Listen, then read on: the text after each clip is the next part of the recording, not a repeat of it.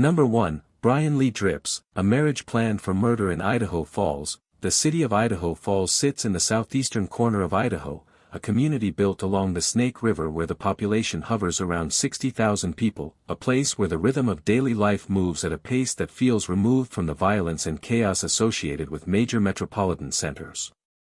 In the summer of 1996, Idaho Falls was a city that prided itself on its low crime rate, its strong sense of community, and the kind of neighborly familiarity that made people feel safe leaving their doors unlocked at night.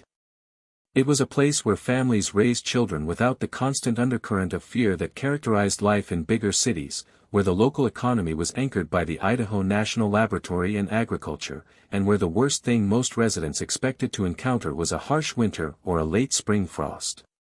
Into this environment of relative tranquility came a crime so brutal and so senseless that it shattered the illusion of safety for an entire community and launched an investigation that would stretch across more than 2 decades before finally reaching its conclusion through the revolutionary application of forensic genetic genealogy. At the center of this story was an 18-year-old woman named Angie Dodge, a young woman described by everyone who knew her as bright, compassionate, full of potential, and possessed of a warmth that drew people to her naturally. Angie had graduated from high school just 1 year earlier and was working at a local movie theater while figuring out the next steps in her life. She was a young woman who loved music, who cared deeply about her friends and family, and who had her entire adult life stretched out before her like an unwritten book filled with possibilities. She lived in a small apartment complex on C Street in Idaho Falls, a modest but clean residence in a neighborhood that was considered safe and unremarkable, the kind of place where young people starting out in life could afford rent while they saved money and planned for their futures. Angie had moved into the apartment with a sense of independence and excitement, enjoying the experience of having her own space for the first time, even if that space was small and simple. June 13, 1996, was a Thursday, and it was the last day of Angie Dodge's life, though nobody who interacted with her that day had any way of knowing that. Angie spent the day going about her normal routine, working her shift at the theater, talking to friends, making plans for the weekend ahead.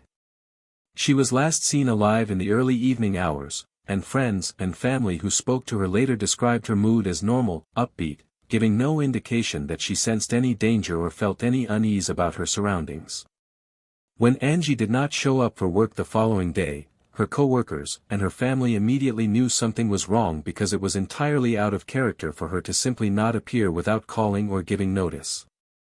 Angie was responsible and reliable, the kind of person who showed up early rather than late, and her absence sent an immediate alarm through the people closest to her. What happened next would become the first chapter in a nightmare that would consume her family, her community, and multiple generations of law enforcement investigators for the next 25 years.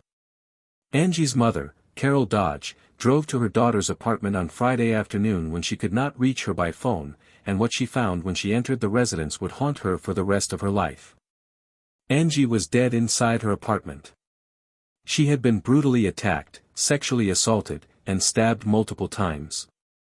The scene was one of extreme violence, the kind of chaos and brutality that seemed utterly incomprehensible in the context of this quiet apartment in this quiet town. The Idaho Falls Police Department responded immediately, and the scope of the investigation quickly became apparent as detectives arrived and began the painstaking process of documenting and processing the crime scene.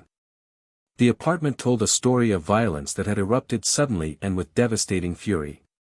There were signs of a struggle, evidence that Angie had fought back against her attacker with everything she had, which only made the outcome more heartbreaking because it demonstrated her will to survive against impossible odds. Detectives collected physical evidence from the scene, including biological evidence that would become the cornerstone of the investigation for decades to come.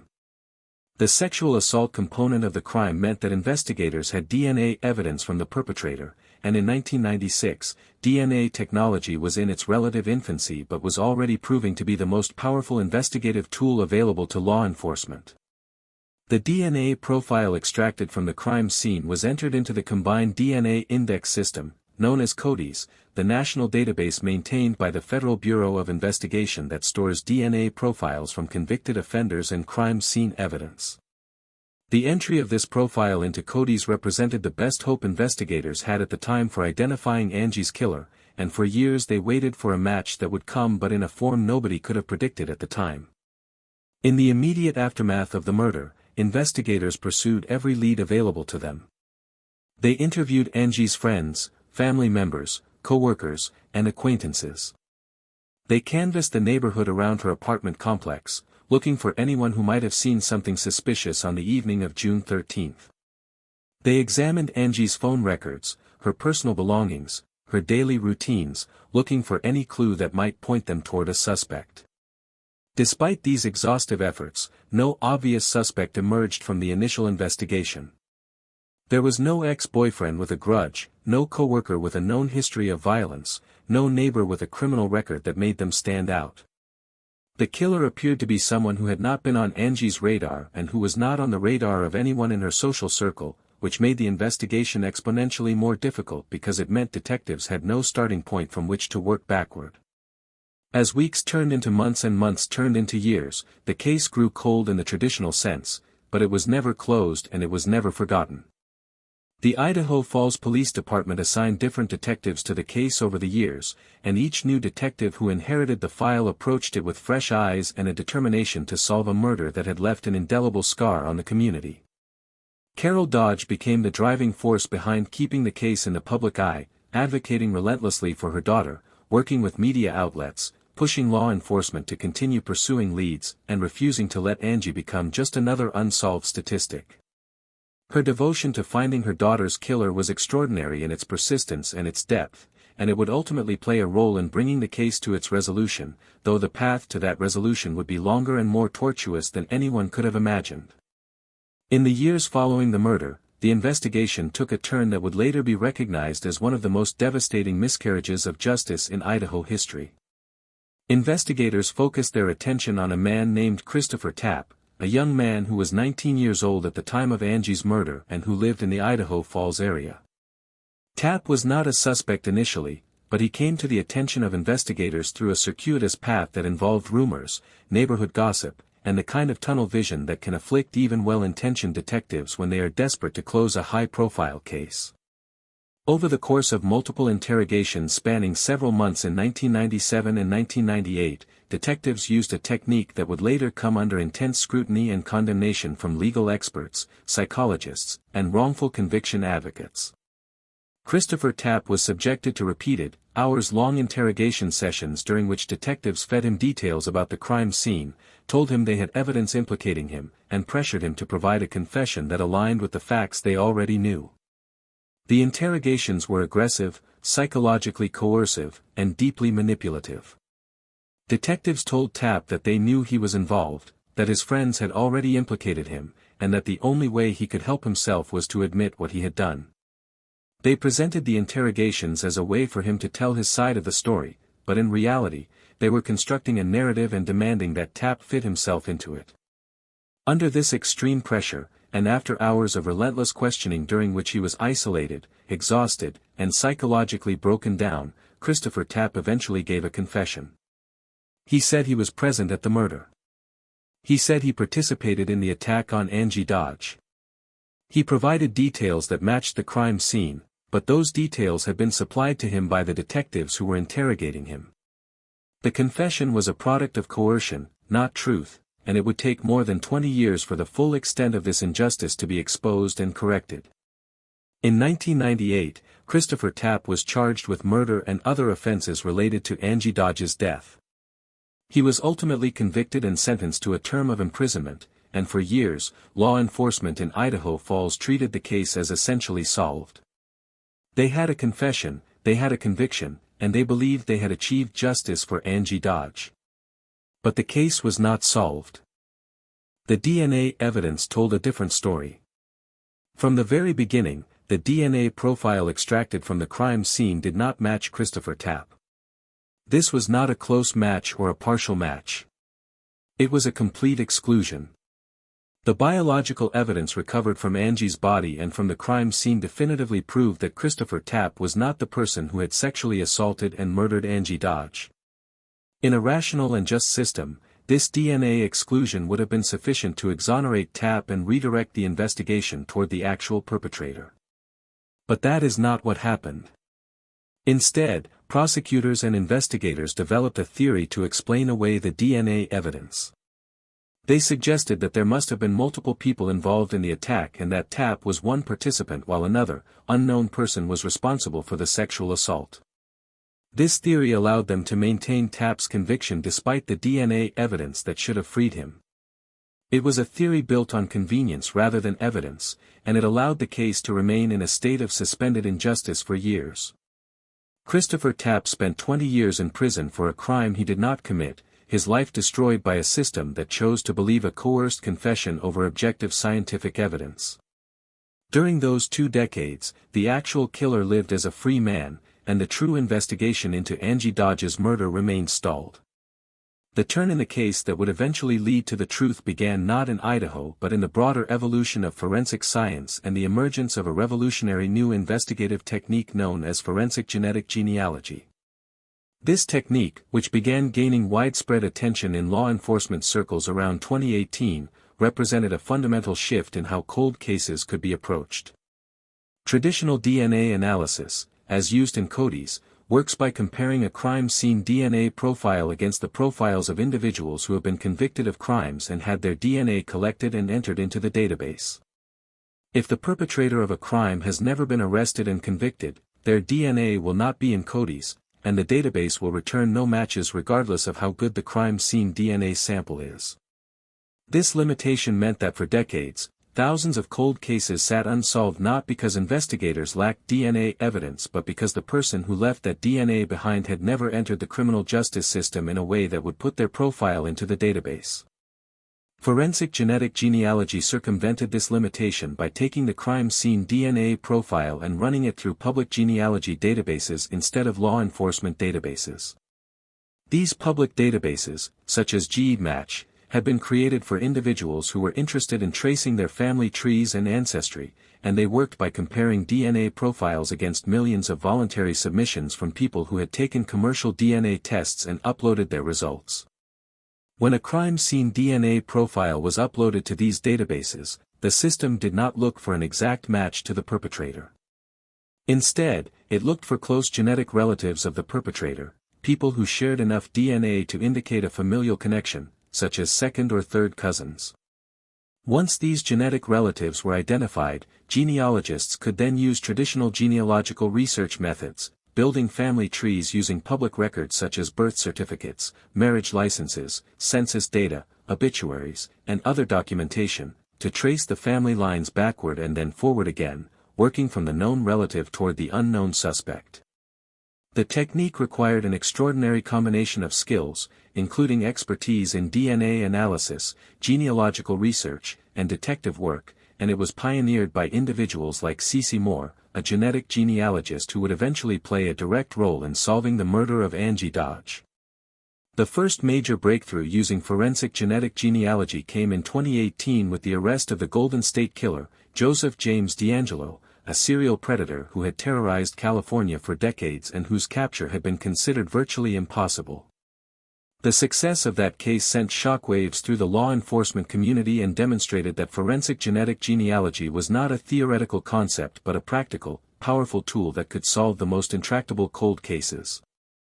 Law enforcement agencies across the country began reviewing their unsolved cases with fresh eyes, identifying cases where viable DNA evidence existed but had produced no CODIs matches, and submitting those profiles for forensic genetic genealogy analysis. The Idaho Falls Police Department, working in conjunction with other agencies and private forensic companies, decided to submit the DNA profile from the Angie Dodge murder for genetic genealogy analysis. This decision, made more than 20 years after Angie's death, would prove to be the turning point that finally brought the truth to light.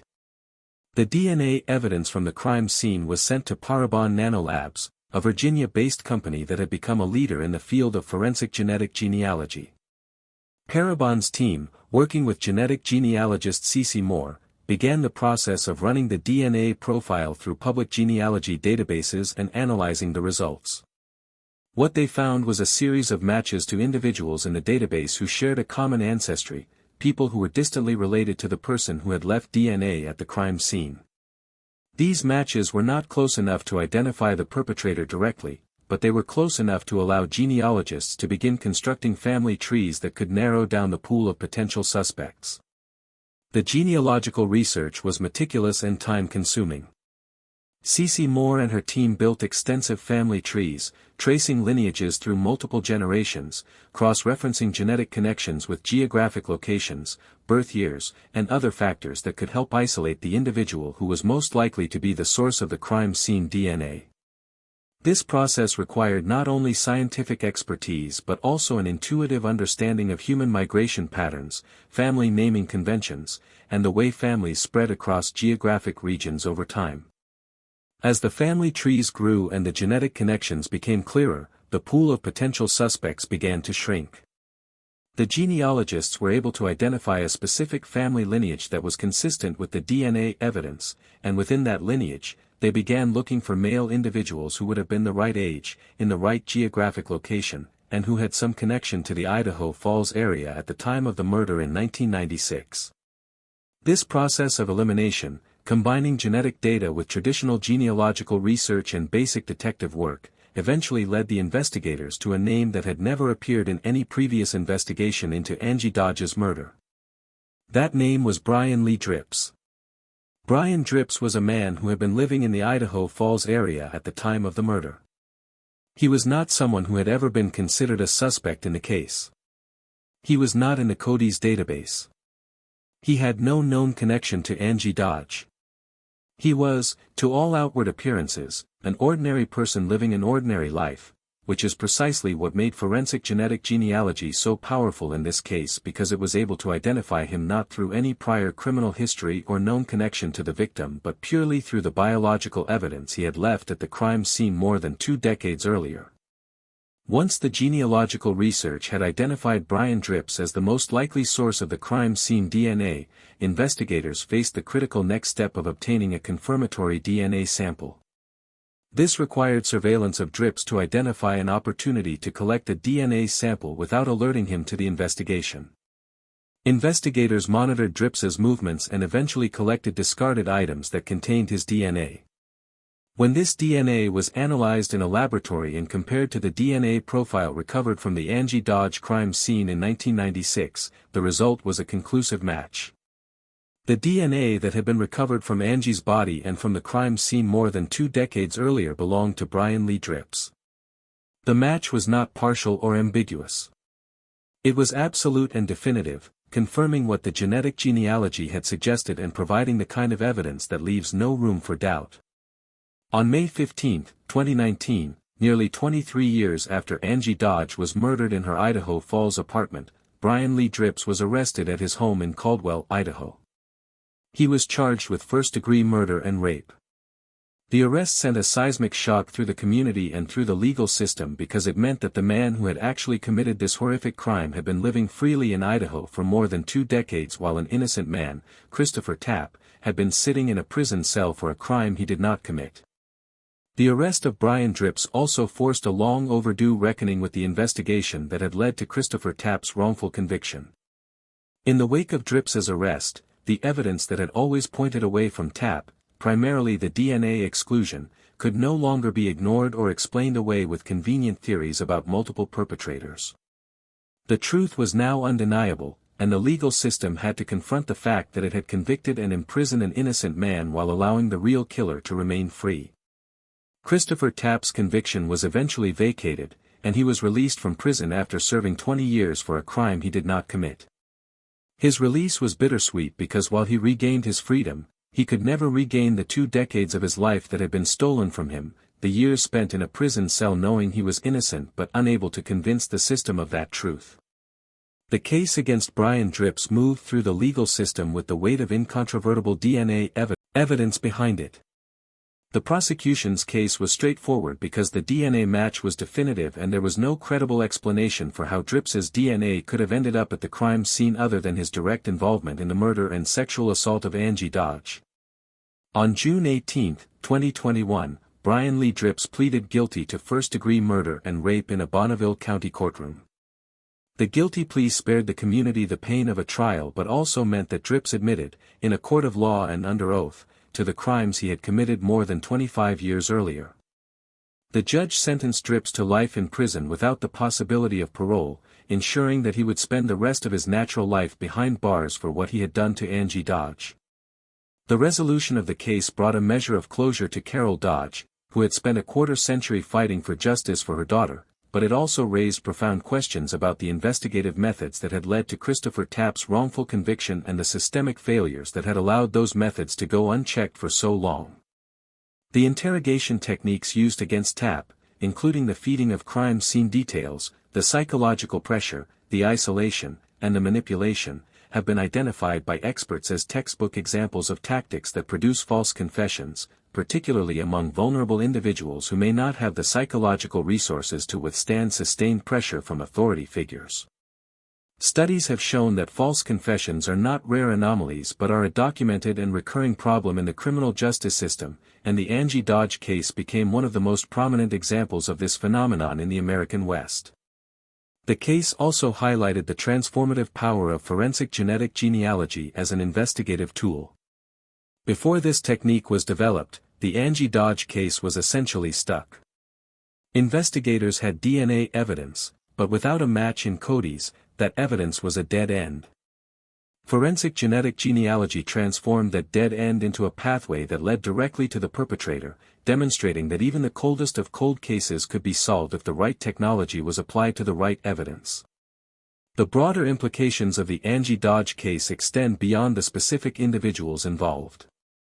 The case became a catalyst for discussions about interrogation reform in Idaho and beyond, prompting some jurisdictions to require the recording of all custodial interrogations, a reform that would have provided an objective record of the tactics used against Christopher Tapp and might have prevented his conviction. The case also underscored the importance of maintaining and preserving physical evidence from crime scenes, because without the careful preservation of the DNA evidence from 1996, the forensic genetic genealogy breakthrough would not have been possible. The evidence had to survive more than 2 decades of storage, handling, and technological change before it could be used in the way that ultimately solved the case. Today, Brian Lee Drips remains incarcerated in the Idaho prison system, serving his life sentence without possibility of parole. Christopher Tapp, after his release, has had to rebuild his life from scratch, a process that few people can fully understand because the experience of being wrongfully convicted and imprisoned for 2 decades is something that changes a person in ways that are both visible and invisible. Carol Dodge continues to advocate for justice system reform and for the rights of crime victims, turning her personal tragedy into a force for systemic change. And in Idaho Falls, the memory of Angie Dodge endures, not just as a victim of a horrific crime but as the young woman she was, a daughter, a friend, a member of a community, a person whose life mattered and whose death mattered enough to pursue the truth no matter how long it took or how difficult the path to that truth turned out to be. The Angie Dodge case stands as a powerful testament to both the fallibility of the criminal justice system and to the extraordinary potential of modern forensic science to correct the errors of the past. It is a story about a mother's love that refused to be extinguished, about a wrongfully convicted man whose truth was finally believed, about a community that refused to forget, and about a killer who believed he had gotten away with murder only to discover that the evidence he left behind would eventually speak for his victim, even after more than 2 decades of silence. Number 2, Joseph Michael Tipton, a river bank that held a deadly secret for nearly 2 decades in the shadow of the Utah Mountains. The Wasatch Mountain Range in central Utah creates one of the most dramatic and visually striking landscapes in the American West, a wall of jagged peaks that rises abruptly from the valley floor and stretches southward from the Great Salt Lake, separating the urban corridor along the Wasatch Front from the more rural and sparsely populated areas of the interior. Nestled in a valley on the eastern side of this mountain wall, approximately 45 miles southeast of Salt Lake City, is the small town of Midway, Utah, a community of roughly 4,000 people that sits at an elevation of over 5,000 feet and is known for its Swiss-inspired architecture, its hot springs, and its proximity to the world-class ski resorts of Park City and Deer Valley. Just north of Midway flows the Provo River, a waterway that originates in the Uinta Mountains to the east and winds its way through the Heber Valley before eventually emptying into Utah Lake to the southwest. The stretch of the Provo River near Midway is a place of quiet natural beauty, lined with cottonwood trees and willows, its banks dotted with fishing access points and walking paths that draw locals and visitors throughout the year. In the summer months, the river runs low and clear, a gentle trickle compared to its spring runoff fury, and people come to wade in its shallows, cast flies for trout, or simply sit on the bank and listen to the sound of water moving over stones. In the winter months, the valley is buried in snow, the river partially iced over at its edges, and the landscape takes on a silent, frozen quality that can feel both peaceful and isolating. It was in this setting, along a specific stretch of the Provo River bank north of Midway, that a 17-year-old girl named Crystal Bislanowicz was found dead on the morning of December 15, 1995, her body discovered in a gruesome scene that would launch one of the most frustrating and ultimately one of the most technologically significant homicide investigations in Utah history. Crystal Bislanowicz was not originally from Utah. She was born in Scotland, in the United Kingdom, and had grown up there before eventually traveling to the United States. Her path to that river bank in rural Utah was one that involved multiple moves, personal challenges, and the kind of rootlessness that can make young people vulnerable in ways they do not fully recognize. Crystal was described by people who knew her as a pretty, lively teenager with a quick smile and a personality that could fill a room, but she was also a young woman who had experienced difficulties in her life that had led her away from her family and into circumstances that were far from stable. She had been living in the Salt Lake City area in the months leading up to her death, working at various jobs, trying to find her footing in a new country, far from the support system of her family in Scotland. The details of her daily life in Utah were not well documented in the press, in part out of respect for her privacy and in part because the investigation into her death would ultimately focus less on who she was as a person and more on the forensic evidence left at the scene where her body was found. What is known is that Crystal Bislanowicz was 17 years old, she was alone in a foreign country without a strong safety net, and she was in a situation that made her vulnerable to predators. On the evening of December 14, 1995, or in the early morning hours of December 15, someone took Crystal to the bank of the Provo River north of Midway and murdered her there. The crime scene told a brutal story. Crystal had been bludgeoned to death with large rocks that were found at the scene, rocks that had been used as weapons with devastating force. The level of violence was extreme, suggesting rage or overkill that went beyond what was necessary to cause death. Her body was found partially clothed, and there were indications that the scene had been staged to some degree, though investigators were careful not to jump to conclusions about the motive without thorough forensic analysis. The location where her body was found was not a well-traveled area, especially in December, when cold weather and snow would have kept most people away from the river. This suggested that the person who brought Crystal to that spot was familiar with the area, someone who knew that the river bank would be isolated and private in the winter months, someone who had been there before and understood the geography well enough to use it as a killing ground.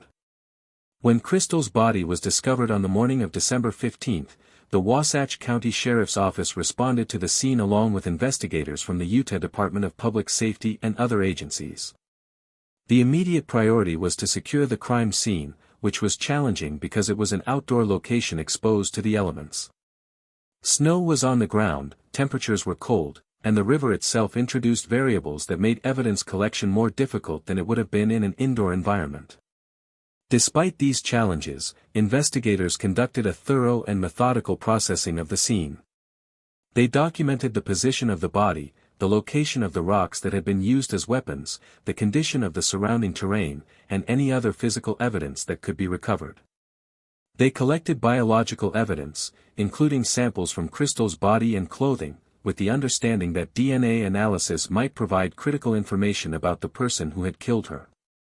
They also collected trace evidence, soil samples, fiber evidence, and anything else that might help reconstruct what had happened at the river bank.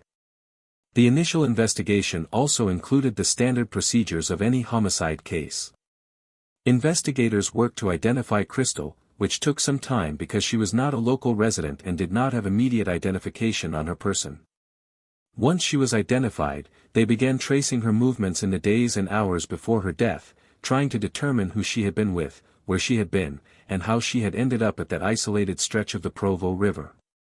They interviewed people who knew her in the Salt Lake City area, they checked her phone records if any were available, they looked at her employment history and her social connections, and they pursued every lead that emerged from the initial canvas of potential witnesses. But the leads were sparse.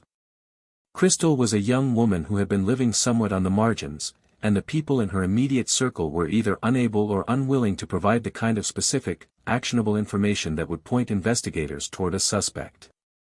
Nobody came forward to say they had seen Crystal with a specific person on the night she died. Nobody provided a name that could be pursued as a primary suspect.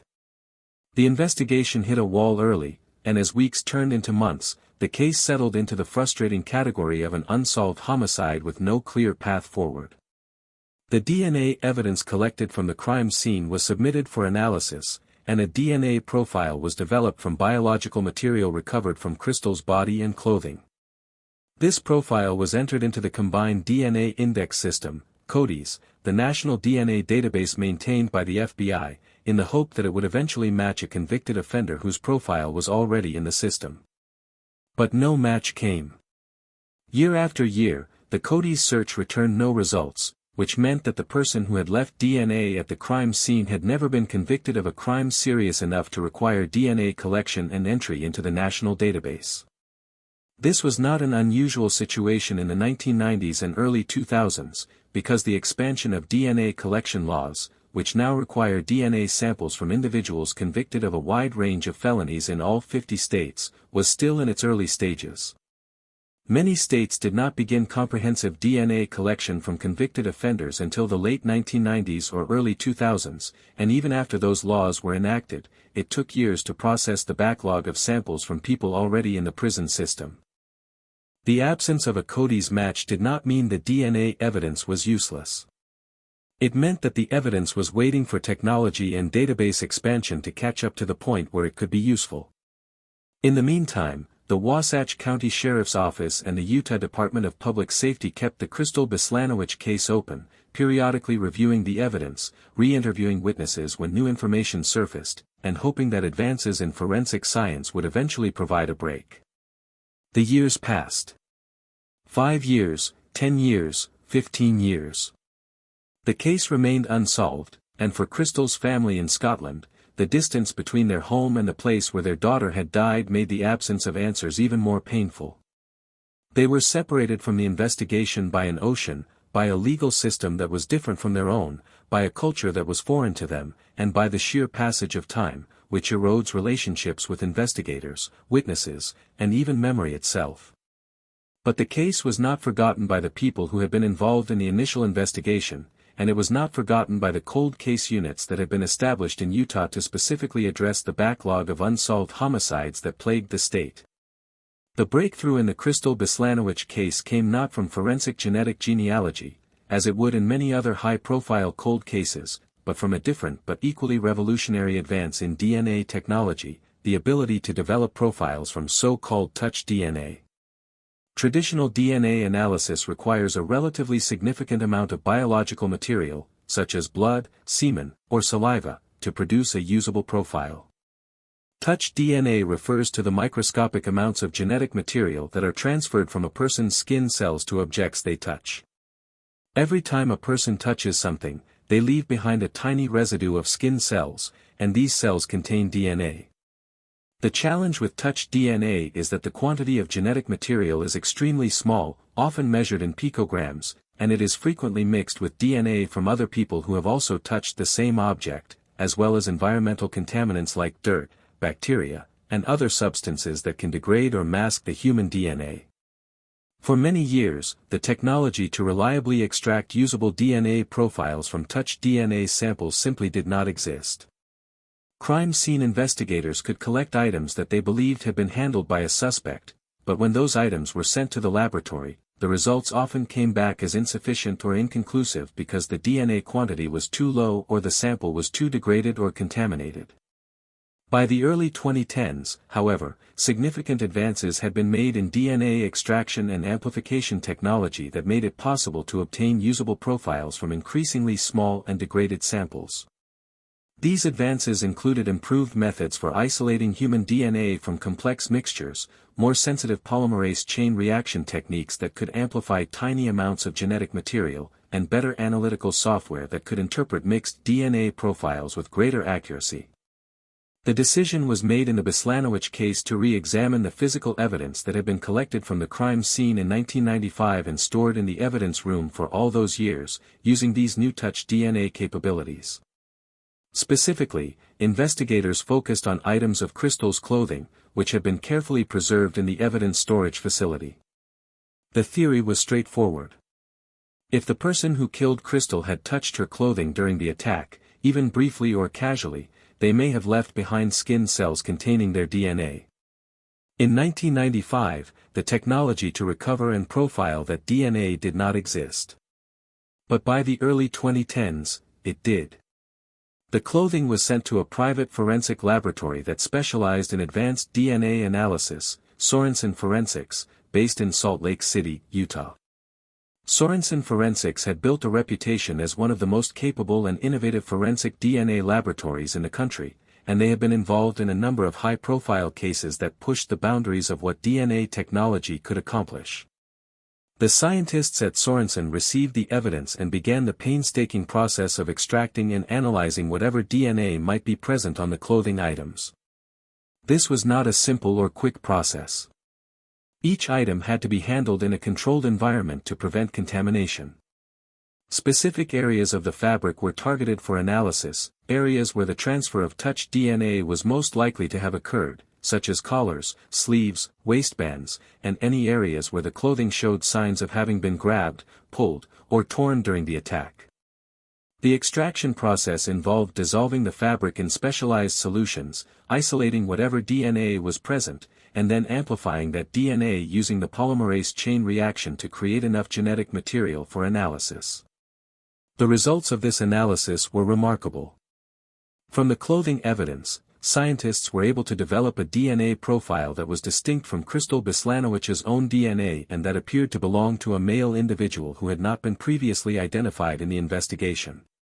This was the touch DNA profile of the killer, recovered from the fabric of his victim's clothing nearly 2 decades after the murder. The profile was of sufficient quality to be entered into CODIS, and when it was entered, it produced a hit. The DNA profile developed from the touch DNA on Crystal's clothing matched a profile that was already in the National DNA Database. The match was to a man named Joseph Michael Tipton. The moment that CODIS notification appeared was the moment a cold case that had baffled investigators for 18 years cracked wide open. Joseph Michael Tipton was a man who had been living under the radar for years, but his DNA had entered the system not because of the Beslanowicz murder but because of a separate criminal matter. Tipton had been convicted of a crime at some point after the murder, and as part of that conviction process, his DNA had been collected and entered into CODIS. When his profile sat in the database, it was a passive record waiting to be queried against crime scene evidence. When the touch DNA profile from Crystal's clothing was uploaded and compared against the millions of profiles in the system, the algorithms found the match, and the case that had been cold since 1995 suddenly had a named suspect. Investigators immediately began building a case against Joseph Michael Tipton. They researched his background, his history, his movements, and his connections to the Heber Valley area where Crystal's body had been found. What they discovered was that Tipton had been living in the general area at the time of the murder in 1995. He was familiar with the region, including the stretch of the Provo River where the crime had been committed. This geographic connection was important because it eliminated one of the most common defenses in cold cases, the argument that the DNA transfer was innocent or coincidental. If Tipton had never been to the Heber Valley, his DNA on Crystal's clothing at a crime scene along the Provo River would have required an extraordinary explanation. But he had been there, and he had been there at the right time, which made the DNA evidence exponentially more powerful as a tool for establishing probable cause and ultimately proving guilt beyond a reasonable doubt. The investigation into Tipton also revealed details about his life and character that, while not directly relevant to the question of whether he committed the murder, provided context for understanding the kind of person he was. Tipton had a history that included criminal behavior and instability, the kind of background that, when combined with the DNA evidence, painted a picture of a man capable of violence. Investigators built a comprehensive case file that included the DNA match, the geographic and temporal connection between Tipton and the crime scene, the details of the original crime scene investigation, and the testimony of witnesses who could speak to Tipton's whereabouts and activities in December of 1995. On May 13, 2013, Joseph Michael Tipton was arrested and charged with the murder of Crystal Bislanowicz. The arrest took place without incident, and Tipton was taken into custody and booked into the Wasatch County Jail. The charging documents alleged that Tipton had bludgeoned Crystal to death with rocks along the Provo River on or about December 14, 1995, and that his DNA had been recovered from her clothing. The case against Tipton proceeded through the legal system, and the prosecution faced the challenge of presenting a case to a jury about a crime that had been committed 18 years earlier. This is a specific and significant challenge in cold case prosecutions because memories fade, physical evidence degrades, witnesses die or become unavailable, and the passage of time creates opportunities for the defense to argue that the evidence is unreliable or that the investigation was flawed. In the Tipton case, however, the prosecution had one piece of evidence that was essentially immune to the erosion of time, and that was the DNA. DNA does not forget. DNA does not degrade in its informational content, even if the physical quantity diminishes. The DNA profile recovered from Crystal's clothing was the same in 2013 as it had been in 1995, and the match to Joseph Michael Tipton was a scientific fact that did not depend on human memory or the availability of witnesses. The trial of Joseph Michael Tipton took place in 2014 in a Wasatch County courtroom. The prosecution presented the case methodically, beginning with the discovery of Crystal's body and the initial crime scene investigation, walking the jury through the brutal nature of the crime, the isolation of the location, and the exhaustive but ultimately unsuccessful efforts to identify a suspect in the years immediately following the murder. They then introduced the technological breakthrough that had changed everything, the decision to re-examine the clothing evidence using advanced touch DNA analysis, the work done at Sorensen Forensics to develop a profile from that evidence, and the Cody's match that had identified Tipton as the source of the DNA. The forensic scientists from Sorensen testified about the procedures they used, the reliability of touch DNA analysis, and the statistical probability that the DNA on Crystal's clothing belonged to someone other than Joseph Michael Tipton, a probability that was so infinitesimally small as to be effectively zero. The defense had limited options in the face of this evidence. They could not dispute that the DNA matched Tipton because the science was unambiguous. Instead, they attempted to raise questions about the possibility of secondary transfer, the theoretical scenario in which Tipton's DNA might have been deposited on the clothing through an intermediate contact rather than through direct contact with Crystal during the murder. Secondary transfer is a concept that has been raised in DNA cases for years, and while it is theoretically possible, it requires a specific and somewhat unlikely chain of events to occur. For Tipton's DNA to have ended up on Crystal's clothing through secondary transfer, someone would have had to touch Tipton, picked up his skin cells, and then touched Crystal's clothing in a way that deposited those cells in the specific locations where they were found. The prosecution's forensic experts testified that while secondary transfer was possible in controlled laboratory conditions, the likelihood of it occurring in a real-world scenario to the degree necessary to produce the DNA profile recovered from the evidence was extraordinarily remote. The jury ultimately found the scientific evidence persuasive. On April 4, 2014, Joseph Michael Tipton was convicted of first-degree murder for the death of Crystal Bislanowicz. The verdict was delivered in a courtroom that was packed with observers, including members of the law enforcement community who had worked on the case over the years and who had waited nearly 2 decades to see someone held accountable for the brutal killing of a 17-year-old girl on the banks of the Provo River. Following the conviction, the judge sentenced Tipton to 15 years to life in the Utah State Prison. Under Utah's sentencing structure for first-degree murder, the 15 years to life sentence means that Tipton will not be eligible for parole until he has served at least 15 years, and even after that, his release is not guaranteed but is subject to the discretion of the Utah Board of Pardons and Parole. Given the nature of the crime and the strength of the evidence, it is considered unlikely that Tipton will ever be released from prison. The conviction of Joseph Michael Tipton was hailed as a landmark achievement for Utah law enforcement and for the emerging field of touch DNA analysis. The case demonstrated that even when traditional DNA methods fail to produce a result, and even when years or decades pass without a break in a case, advances in forensic technology can breathe new life into dormant investigations and produce results that were previously thought to be impossible. The Crystal Bislanowicz case also highlighted the critical importance of evidence preservation. The clothing that ultimately provided the DNA profile that solved the case had been sitting in an evidence room for 18 years. If that clothing had been discarded, deteriorated beyond use, contaminated by improper storage, or lost, the case would likely never have been solved. The fact that the evidence was properly collected, properly documented, properly stored, and properly maintained over nearly 2 decades was a testament to the professionalism and diligence of the original crime scene investigators and the evidence custodians who safeguarded it. This is a lesson that resonates throughout the law enforcement community, because evidence preservation is not always treated with the urgency it deserves, and cold cases are sometimes reopened only to discover that critical physical evidence has been lost or destroyed through neglect, mishandling, or bureaucratic decisions to clear storage space. The Bislanowicz case is a stark reminder that every piece of evidence collected at a crime scene has the potential to be the key that unlocks a case, even if that potential is not realized for decades. For Crystal's family in Scotland, the conviction brought a form of closure that had seemed impossible for 18 years. They had carried the burden of not knowing who had killed their daughter, of not understanding why she had been taken from them in such a violent and senseless way, and of being separated from the investigation by thousands of miles and an ocean.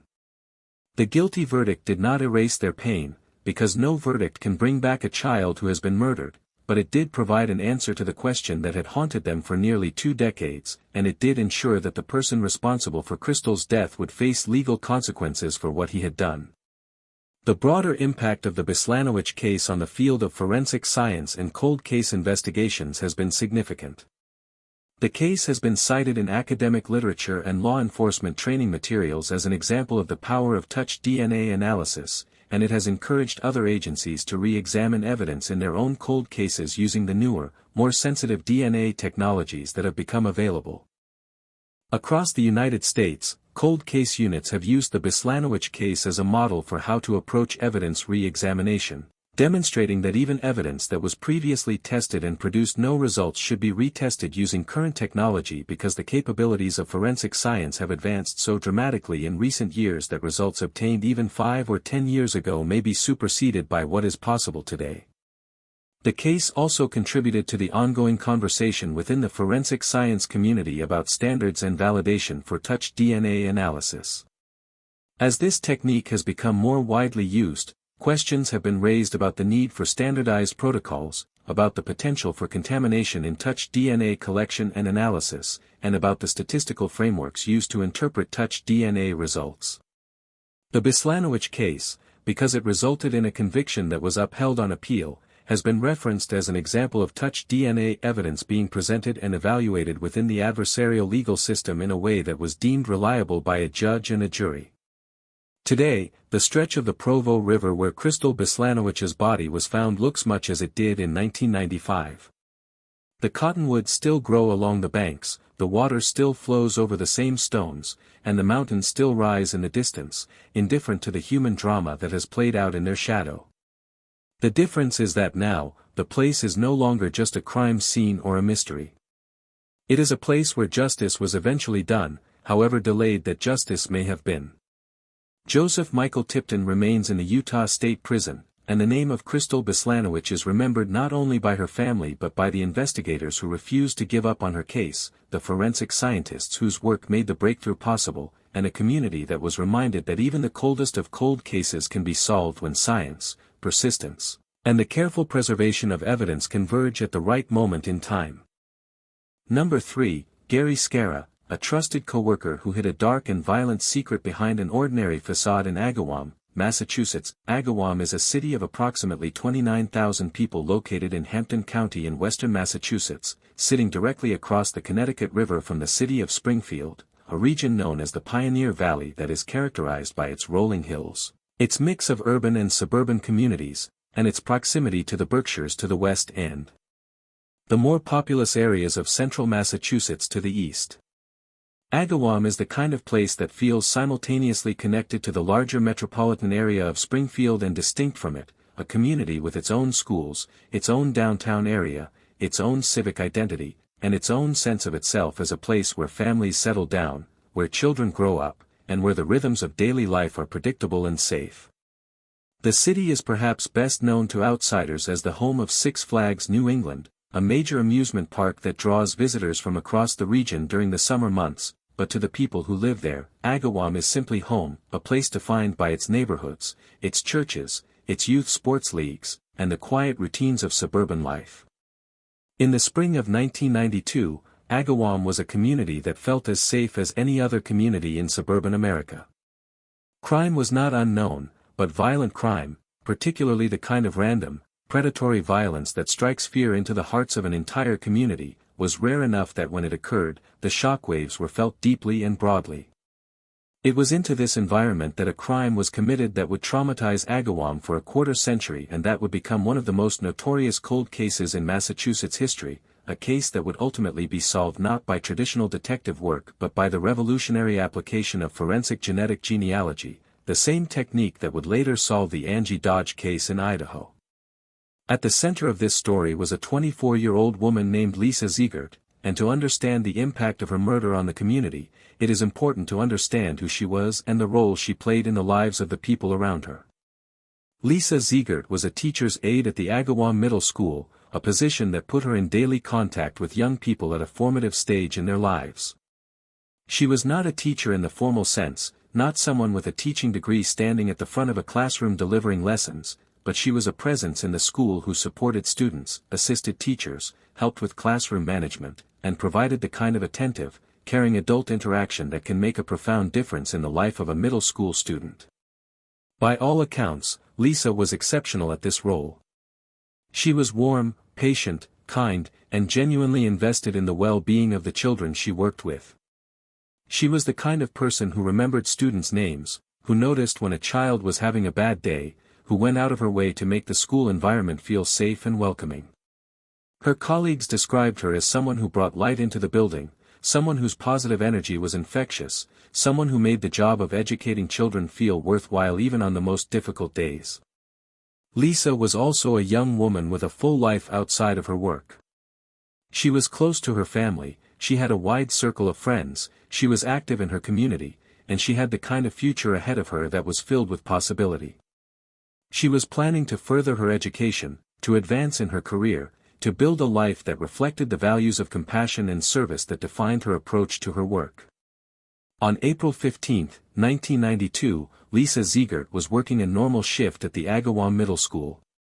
The day was unremarkable in every way, a typical spring Wednesday in a suburban Massachusetts school, and there was nothing in Lisa's demeanor or behavior that suggested she sensed any danger or felt any apprehension about what the evening might hold. After her shift ended, Lisa went to a local store, a card shop called The Store, where she purchased some items. She was seen in the store by employees and other customers, and her interaction with the people she encountered was described as normal and pleasant, consistent with her everyday personality. She left the store at approximately 9 o'clock in the evening and began the short walk to her car, which was parked in a lot nearby. This was the last time Lisa Ziegert was seen alive by anyone who could be identified. What happened in the moments after Lisa left the store and walked toward her car is the subject of the crime, and while the exact sequence of events was reconstructed through forensic evidence and later through the confession of her killer, the fundamental facts are these. Lisa was abducted. She was taken from that parking lot by force or by threat, forced into a vehicle, and driven away to a location where she was sexually assaulted and murdered. Her body was found 3 days later, on April 18, 1992, in a wooded area in the nearby town of Ludlow, Massachusetts, approximately 10 miles from Agawam.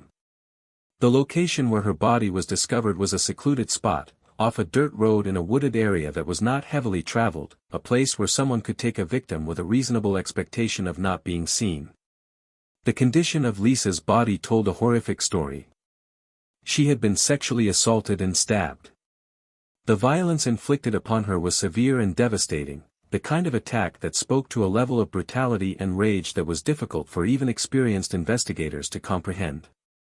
The contrast between the gentle, caring person Lisa was in life, and the savage way she was treated in death was not lost on anyone who worked on the case, and it became a driving force for the investigators who spent years trying to find her killer. The discovery of Lisa's body on April 18 triggered an immediate and massive law enforcement response.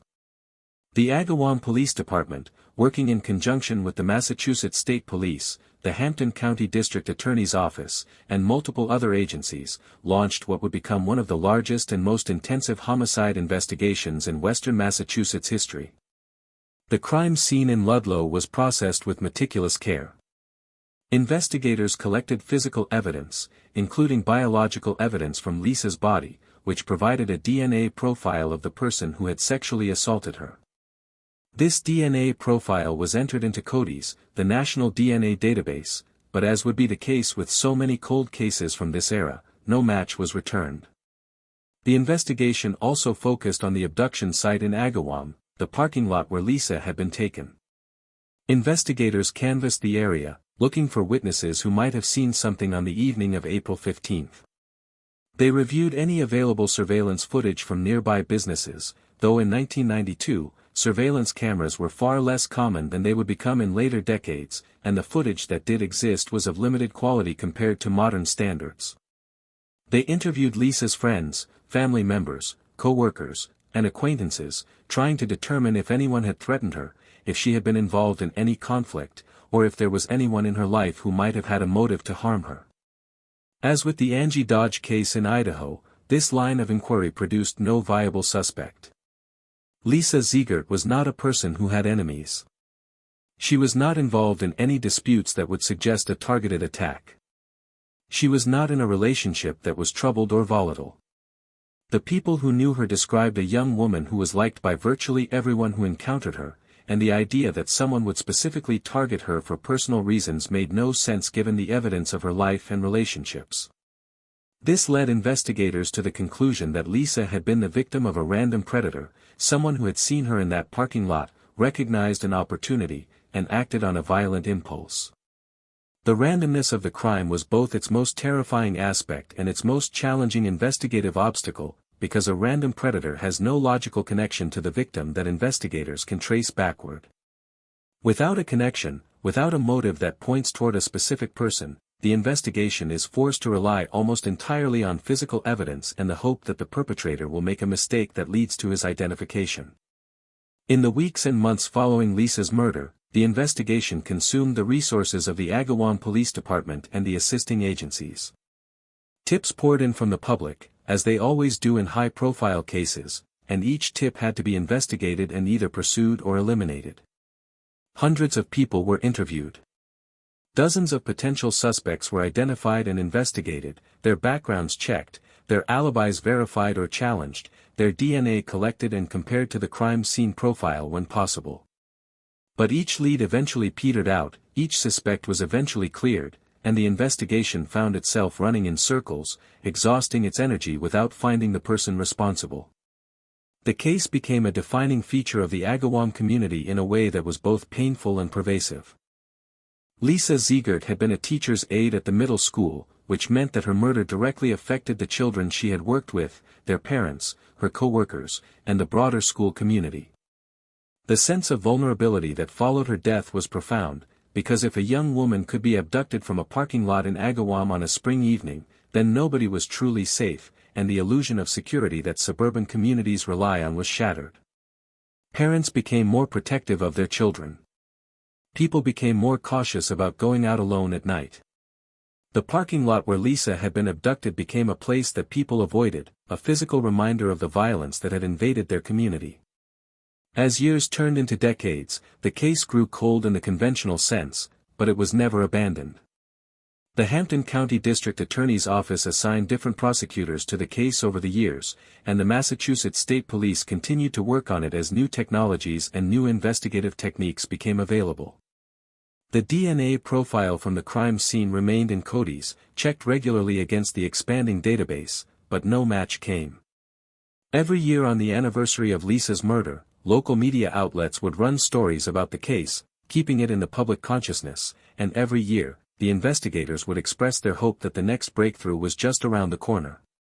But the years kept passing.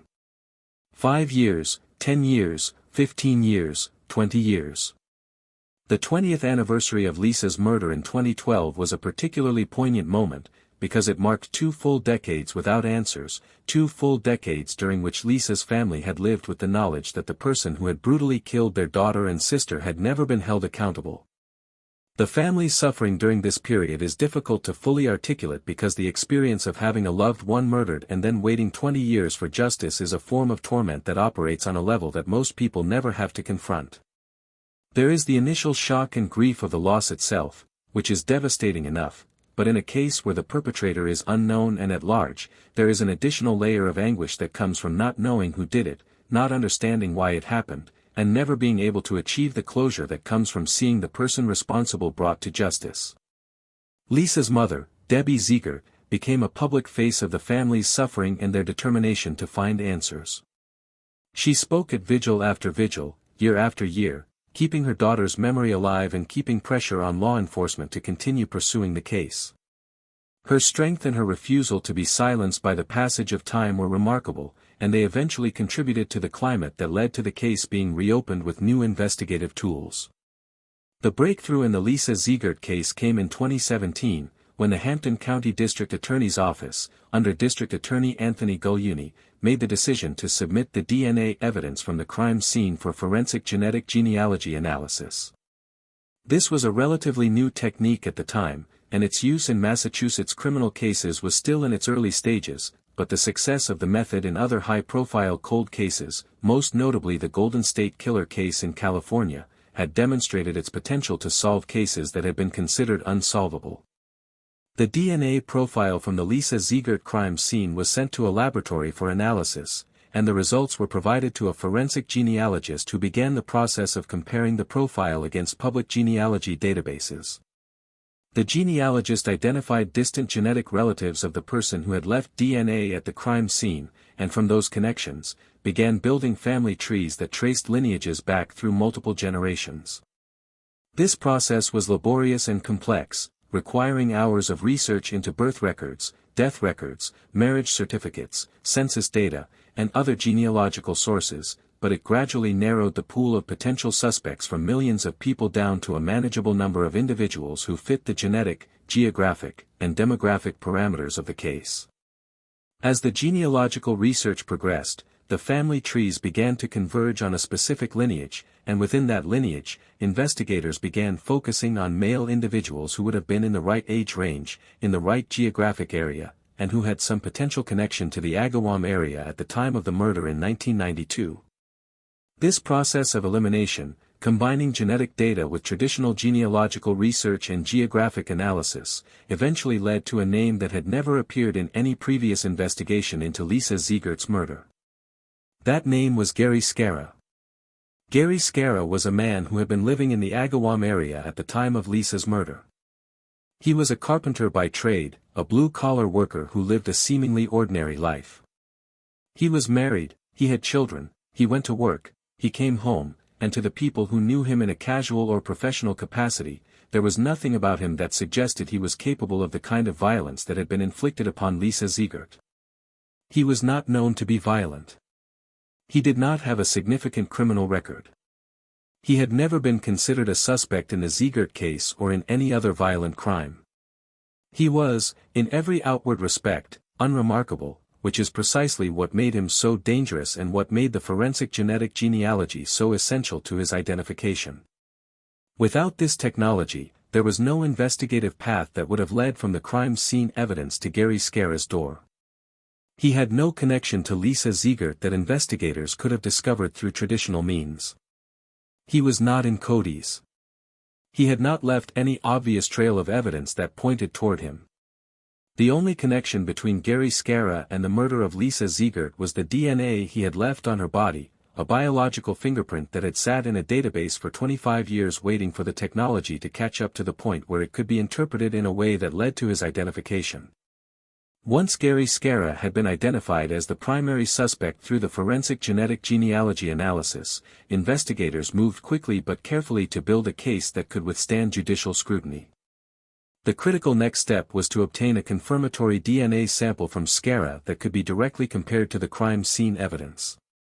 Investigators conducted surveillance on Scara, monitoring his movements and identifying opportunities to collect a DNA sample without alerting him to the investigation. This is a delicate operation that requires patience, precision, and strict adherence to legal standards regarding search and seizure, because any evidence obtained through improper methods could be challenged and potentially excluded at trial. Eventually, investigators were able to collect an item that Scara had discarded, and this item was submitted for DNA analysis. The results were conclusive. The DNA extracted from the discarded item matched the DNA profile that had been recovered from Lisa Ziegert's body in 1992. The match was absolute and definitive, confirming what the forensic genetic genealogy had indicated and providing the kind of evidence that left no reasonable doubt about Scara's guilt. On February 15, 2018, nearly 26 years after Lisa Ziegert was murdered, Gary Scara was arrested at his home. He was charged with kidnapping, rape, and murder. The arrest was announced at a press conference by District Attorney Anthony Guglielmi, who was joined by representatives from the Agawam Police Department, the Massachusetts State Police, and other agencies that had been involved in the investigation over the years. The press conference was a somber but significant event, a moment of accountability after more than a quarter-century of uncertainty and pain. The arrest of Gary Scara sent a shock through the community because it meant that the person who had committed this horrific crime had been living among them the entire time. He had been a neighbor, a coworker, a person encountered in the ordinary course of daily life, and nobody had known. This realization was deeply unsettling because it forced people to confront the uncomfortable truth that predators do not always look or act like predators. They do not always have criminal records or obvious signs of dangerousness. They can be, and often are, people who blend seamlessly into the fabric of a community, people who are trusted and accepted precisely because they do not fit the stereotype of a violent criminal.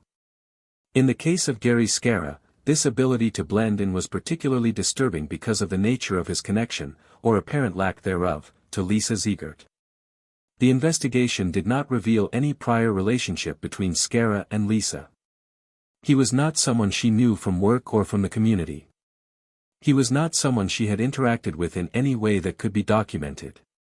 He was, as far as investigators could determine, a complete stranger who had encountered Lisa in that parking lot on the evening of April 15, 1992, and had made a decision to abduct, assault, and murder her.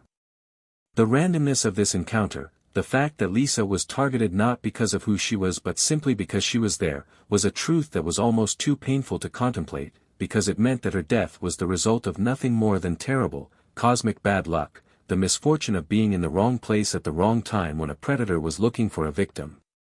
The legal proceedings against Gary Scara moved relatively quickly after his arrest, in part because the strength of the DNA evidence made a protracted trial largely unnecessary. On February 27, 2018, just 12 days after his arrest, Gary Scara pleaded guilty in Hampton Superior Court to all charges, including kidnapping, aggravated rape, and murder.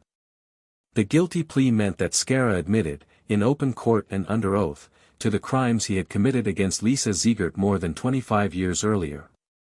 The plea spared the community and Lisa's family the ordeal of a trial, which would have required them to relive the details of the crime in a public forum, but it also meant that the full story of what happened on the night of April 15, 1992, was told primarily through the lens of the guilty plea and the factual basis that accompanied it. The judge sentenced Scara to life in prison without the possibility of parole, ensuring that he would spend the remainder of his natural life behind bars. The sentencing hearing was an emotional event, attended by members of Lisa's family, investigators who had worked on the case, and members of the community who had been affected by the crime. Statements were made by the prosecution, by Lisa's family members, and by the judge, each reflecting on the magnitude of the crime and the significance of the resolution, however delayed. Debbie Ziegert, Lisa's mother, addressed the court and spoke about the impact of her daughter's murder on her family, the 26 years of not knowing, the holidays and birthdays and anniversaries that had been marked by absence rather than celebration, and the relief that came with finally knowing who had taken Lisa from them. Her words were a powerful reminder that behind every cold case statistic is a family that has been living in a state of suspended grief, unable to fully mourn because the absence of answers prevents closure. The conviction of Gary Scarra also prompted a broader conversation in the Agawam community and beyond about the nature of evil and the limitations of human perception. How could a man like Scarra, a man who appeared normal, who lived a normal life, who was never suspected of any wrongdoing, commit such a horrific crime?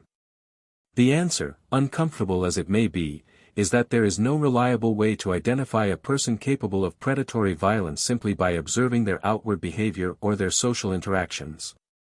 Psychologists and criminal profilers have long understood that the most dangerous predators are often those who are best at concealing their true nature, who have developed the social skills necessary to move through the world without triggering suspicion or alarm. The case of Gary Scarra is a textbook example of this phenomenon, and it serves as a cautionary reminder that safety in a community is never guaranteed by the absence of obvious threats. The Lisa Ziegert case also underscored the transformative impact of forensic genetic genealogy on the criminal justice system. Before this technique was available, the Ziegert case had been essentially stalled for 25 years. Investigators had DNA evidence, but without a match in Cody's, that evidence was a dead end. Forensic genetic genealogy transformed that dead end into a pathway that led directly to the perpetrator, and it did so not by finding a direct match but by finding familial connections that allowed genealogists to trace the DNA back to a specific individual through the painstaking construction of family trees.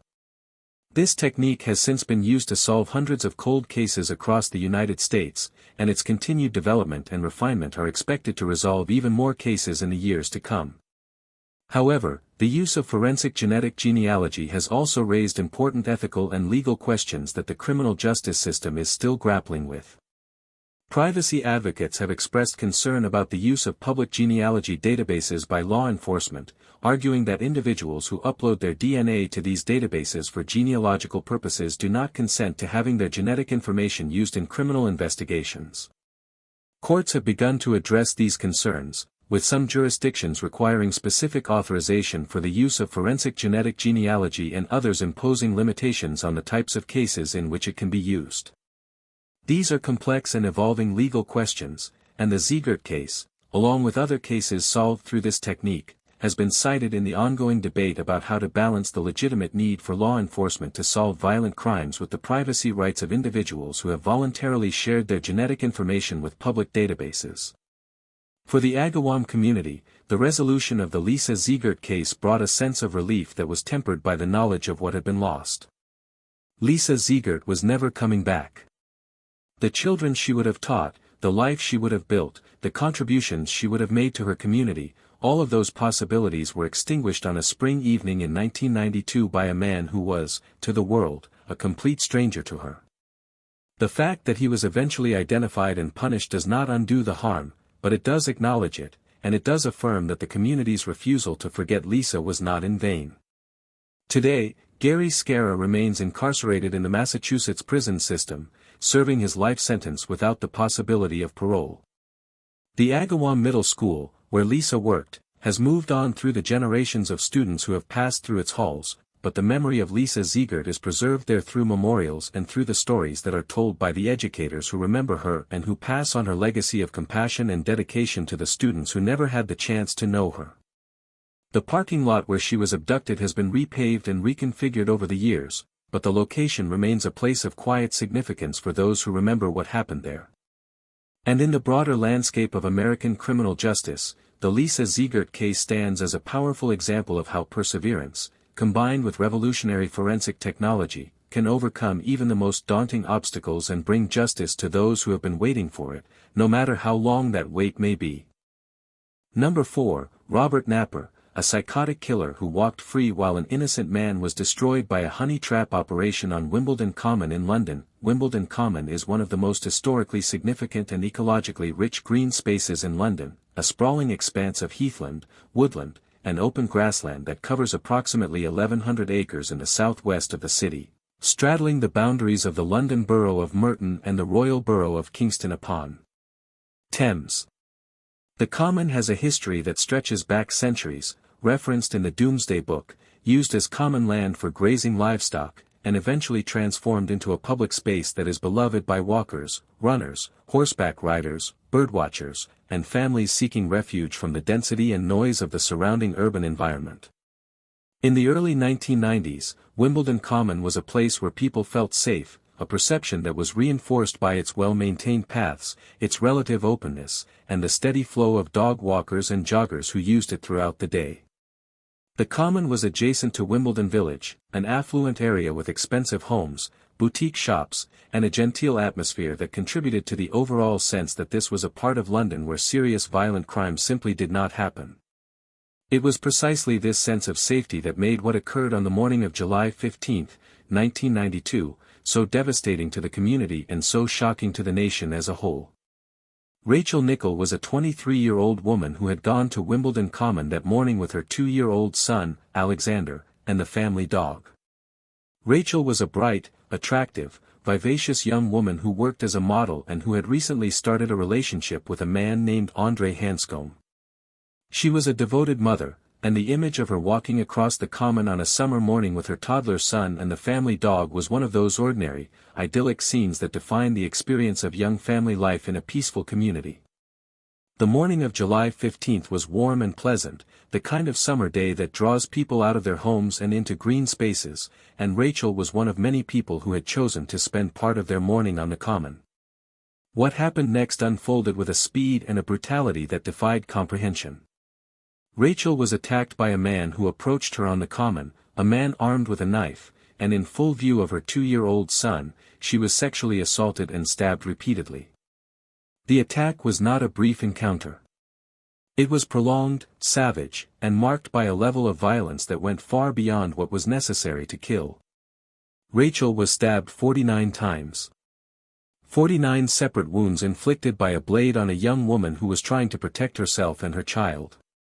The sheer number of stab wounds spoke to a frenzy of violence that was almost incomprehensible in its intensity, the kind of attack that suggests a perpetrator in the grip of a psychotic episode or a level of rage that is detached entirely from rational behavior.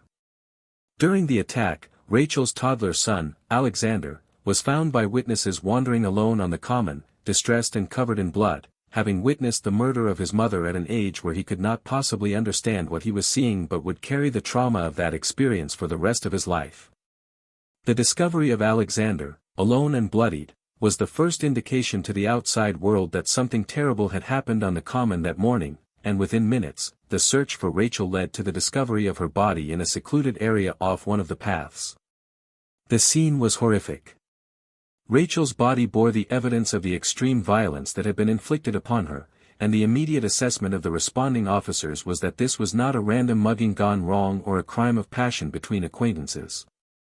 This was the work of a predator, someone who had gone to the Common with the intent to commit violence, and the sexual component of the attack confirmed that the perpetrator was driven by a combination of sexual aggression and homicidal rage. The Metropolitan Police, known as the Met, responded to the murder with the full force of one of the largest and most experienced police forces in the world. The investigation was led by the Murder Squad, and the scale of the response reflected both the horrific nature of the crime and the public pressure that inevitably accompanies the murder of a young, attractive woman in an affluent area of London. Hundreds of officers were deployed to the Common and the surrounding area. The Common was cordoned off and searched inch by inch. House-to-house inquiries were conducted in the neighborhoods adjacent to the Common. Witnesses were interviewed, surveillance footage from nearby properties was reviewed, and every possible lead was pursued with the kind of urgency that a case of this magnitude demands.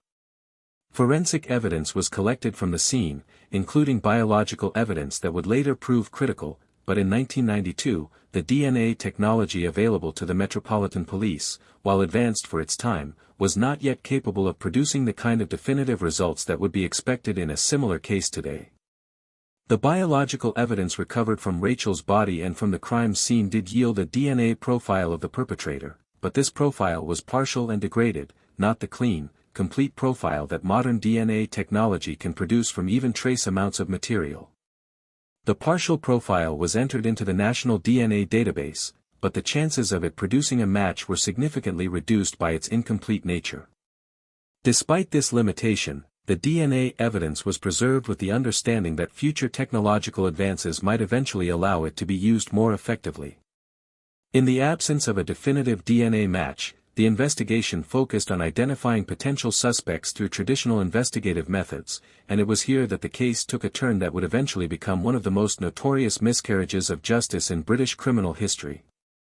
The investigation into Rachel Nichols' murder fell under the leadership of Detective Superintendent Keith Britton, and as the weeks passed without a breakthrough, the pressure on the investigation team intensified. The media coverage of the case was relentless. Rachel's face was on the front page of every newspaper in the country. The murder of a young mother on a common in broad daylight was a story that combined sex, violence, vulnerability, and the betrayal of a perceived safe space, all elements that the British tabloid press treats with an almost predatory enthusiasm. The public demanded an arrest, the media demanded an arrest, and the senior leadership of the Metropolitan Police demanded an arrest.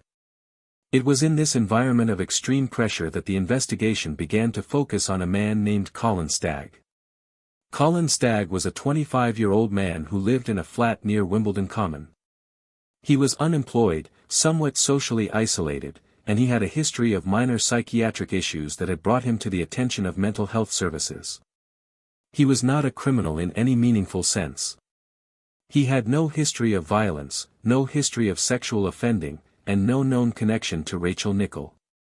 He was, by any objective assessment, an unremarkable individual who happened to live in the vicinity of a high-profile crime. But in the context of an investigation under enormous pressure to produce a result, Cullen Stagg's profile made him an attractive target. He was different enough from the norm to be suspicious, he was accessible, and he was vulnerable. The decision to target Cullen Stagg as the primary suspect in the Rachel Nichols murder led to one of the most controversial and ethically indefensible undercover operations in the history of British policing. The Met, working with a behavioral profiler named Paul Britton, devised what became known as a honey trap operation. The premise of the operation was that an undercover female police officer would be introduced to Cullen Stagg and would attempt to develop a romantic or sexual relationship with him, with the goal of eliciting a confession to the murder of Rachel Nichols. The undercover officer, who used the pseudonym Lizzie James, was tasked with presenting herself as a woman who shared Stagg's interests, who was sympathetic to his psychological struggles, and who would be understanding and non-judgmental if he revealed that he had violent or sexual fantasies. The theory behind the operation was based on Paul Britton's profiling analysis, which suggested that the killer of Rachel Nichols would be a sexually inadequate, socially isolated man who harbored violent fantasies and who would be likely to confess to a woman who appeared to accept and share those fantasies. This theory was speculative, untested, and ultimately completely wrong, but it became the foundation of an operation that would destroy Cullen Stagg's life. Over the course of several months in 1993 and 1994, the undercover officer engaged in an extensive correspondence with Cullen Stagg, exchanging letters, phone calls, and eventually meeting in person. The content of these interactions was carefully orchestrated to push Stagg toward revealing violent fantasies, with the officer suggesting that she herself had such fantasies and that she would find Stagg more attractive if he admitted to having similar thoughts. The operation was psychologically manipulative in the extreme, designed to break down Stagg's defenses and to create a dynamic in which he felt compelled to match the officer's escalating revelations with his own. The letters exchanged between the officer and Stagg were later described by judges and legal commentators as some of the most disturbing examples of police entrapment ever documented in a British criminal case. The officer wrote to Stagg about violent sexual scenarios, suggested that she wanted a partner who was capable of violence, and repeatedly pressured him to admit to darker thoughts and impulses. Stagg, who was lonely, vulnerable, and eager for the attention of a woman who seemed to understand him, responded with letters that contained troubling content, including references to violent fantasies. However, at no point during the months of this operation did Cullen Stagg ever confess to the murder of Rachel Nichols. He never said he killed her. He never provided details of the crime that only the killer would know. He never acknowledged any involvement in the murder. The most that the operation produced were ambiguous, fantastical statements that could be interpreted as suggestive but that fell far short of an actual confession. Despite this, the Metropolitan Police believed they had enough evidence to charge Cullen Stagg with the murder of Rachel Nichols. In August 1994, Cullen Stagg was arrested and charged. The case against him was built entirely on the honey trap operation and the letters he had exchanged with the undercover officer. There was no forensic evidence linking him to the crime. The partial DNA profile from the crime scene did not match him. There were no witnesses who placed him at the scene. There was no physical evidence of any kind connecting him to the murder. The entire case rested on the proposition that his letters to the undercover officer demonstrated a state of mind consistent with the killer's profile and that his failure to explicitly deny the murder when the officer raised it was evidence of guilt. The prosecution of Cullen Stagg began in 1996 at the Old Bailey, the Central Criminal Court of England and Wales, the most prestigious and serious criminal court in the British legal system. The trial was a media spectacle, attracting intense public attention and generating headlines that presumed Stagg's guilt long before the jury had an opportunity to consider the evidence. However, the defense team, led by a barrister named Michael Worsley, mounted a devastating attack on the prosecution's case, focusing particularly on the honey trap operation and the ethics of the methods used to extract the letters that formed the backbone of the case. Worsley argued that the undercover operation was so fundamentally manipulative and coercive that any evidence obtained through it was unreliable and should be excluded. He characterized the operation as entrapment, arguing that the police had effectively manufactured the evidence by creating a scenario in which Stagg was pressured to produce statements that could be interpreted as incriminating. The judge presiding over the trial, Mr. Justice Ognall, ultimately agreed with the defense's characterization of the honey trap operation. In a ruling that was scathing in its criticism of the Metropolitan Police, Mr. Justice Ognall excluded the evidence obtained through the undercover operation, describing it as deceptive conduct of the grossest kind and expressing his concern that the police had effectively seduced Stagg into making statements that he would not otherwise have made. Without the honey trap evidence, the prosecution's case collapsed entirely, because there was no other evidence to present. The trial was halted, and Cullen Stagg was acquitted and released. The acquittal of Cullen Stagg was a devastating blow to the Metropolitan Police and to the investigation into Rachel Nichols' murder. It meant that after 4 years of work, enormous expenditure of resources, and the destruction of an innocent man's life, the investigation was back where it started, with no suspect and no clear path forward. The judge's criticism of the Met was unprecedented in its severity, and the case became a national scandal that exposed the dangers of relying on psychological profiling as a substitute for forensic evidence and the ethical abyss that law enforcement can fall into when the pressure to solve a case overwhelms its commitment to justice. For Cullen Stagg, the acquittal was not a restoration of his life but merely the end of one nightmare and the beginning of another. He had spent time in custody awaiting trial, he had been publicly identified as the prime suspect in one of the most notorious murders in British history, and his name had been dragged through every newspaper in the country. The stigma of being associated with the Rachel Nichols murder followed him for years, affecting his ability to find work, to form relationships, and to live any kind of normal life. He was innocent, but in the court of public opinion, innocence is not always enough to overcome the taint of accusation, particularly when the accusation involves a crime as horrific as the murder of a young mother. Cullen Stagg would eventually receive a formal apology from the Metropolitan Police and a compensation payment, but no amount of money could undo the psychological damage inflicted by the honey trap operation and its aftermath. With the collapse of the Stagg prosecution, the investigation into Rachel Nichols' murder entered a period of dormancy that would last for more than a decade. The case was not closed, but it was effectively shelved, a cold case that was periodically reviewed but that offered no new leads and no new avenues of investigation. The partial DNA profile from the crime scene remained in the national database, checked against new entries as they were added, but the profile was of insufficient quality to produce a reliable match against the expanding database. The years passed. Rachel Nichols' son, Alexander, grew up without his mother, raised by his father, André Hanscom, who had shown extraordinary courage and resilience in the face of a tragedy that would have destroyed many people. André had been on the common when the attack occurred, though he was not present at the exact location, and the trauma of losing his partner in such a violent way, of finding his son wandering alone covered in blood, and of being thrust into the center of a media storm was a burden that he carried with immense dignity. The family eventually moved away from London, seeking a quieter life away from the memories and the attention, but the shadow of what happened on Wimbledon Common in 1992 followed them regardless of where they went. The breakthrough in the Rachel Nicholl case came not from a new investigative technique applied specifically to her murder but from the resolution of another, separate case that, through a chain of forensic and investigative connections, eventually led back to Wimbledon Common. In 1993, approximately 1 year after Rachel Nicholl's murder, a woman named Samantha Bissett and her 4-year-old daughter, Jasmine, were murdered in their home in Plumstead, southeast London. Samantha Bissett was sexually assaulted and stabbed to death, and her daughter was also killed.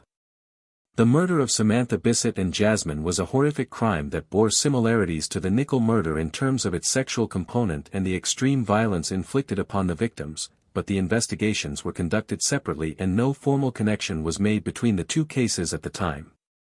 The Bissett murder investigation did, however, eventually produce a suspect.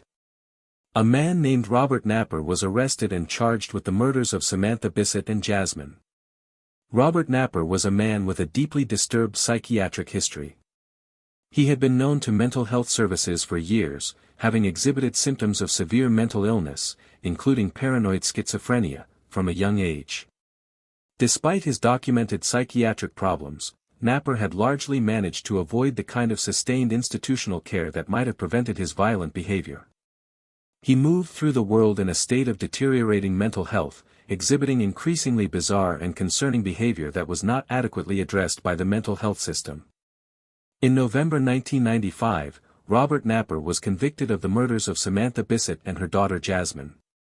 He was found not guilty by reason of insanity, a verdict that reflected the court's determination that Napper had been suffering from a severe mental illness at the time of the crimes that rendered him unable to understand the nature and quality of his actions. He was ordered to be detained indefinitely at Broadmoor High Security Psychiatric Hospital, a facility in Berkshire that houses some of the most dangerous and mentally disordered offenders in the British criminal justice system. Napper's conviction for the Bissett murders should have been the end of his story as far as the criminal justice system was concerned. He was locked away in a maximum security psychiatric facility, and from the perspective of the authorities, he was no longer a threat to the public. But the forensic evidence connected to Napper did not stop at the Bissett case.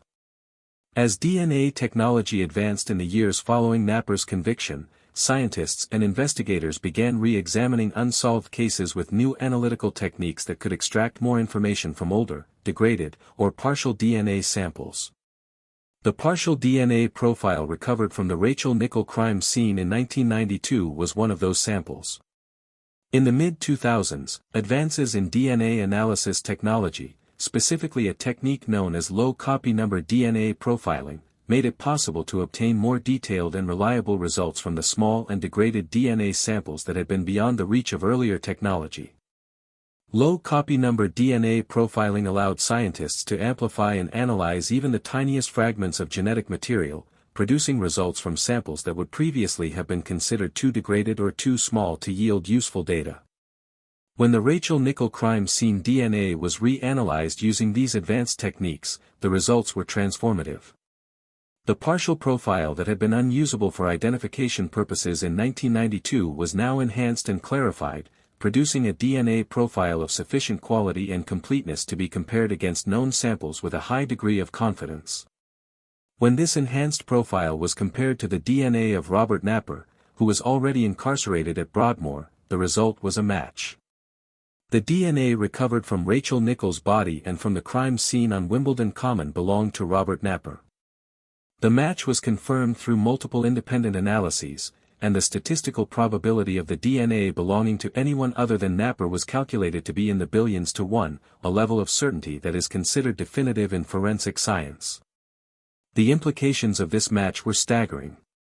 Robert Napper, the man who had been convicted of the Plumstead murders and who was sitting in Broadmoor, was also the man who had raped and murdered Rachel Nicholl on Wimbledon Common in 1992. He had been in the mental health system for years. He had been known to be dangerous. And yet, for more than a decade after his conviction for the Bissett murders, nobody had connected him to the Nicholl case because the DNA technology to make that connection did not exist when he was first incarcerated. The revelation that Napper was responsible for the Nickel murder also meant that the investigation that had targeted Cullen Stagg had been fundamentally misdirected from the beginning.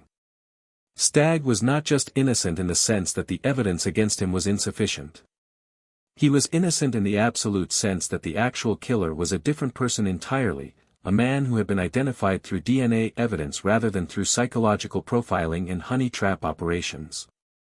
The contrast between the methods used to pursue Stagg and the methods that ultimately identified Napper could not have been more stark or more damning.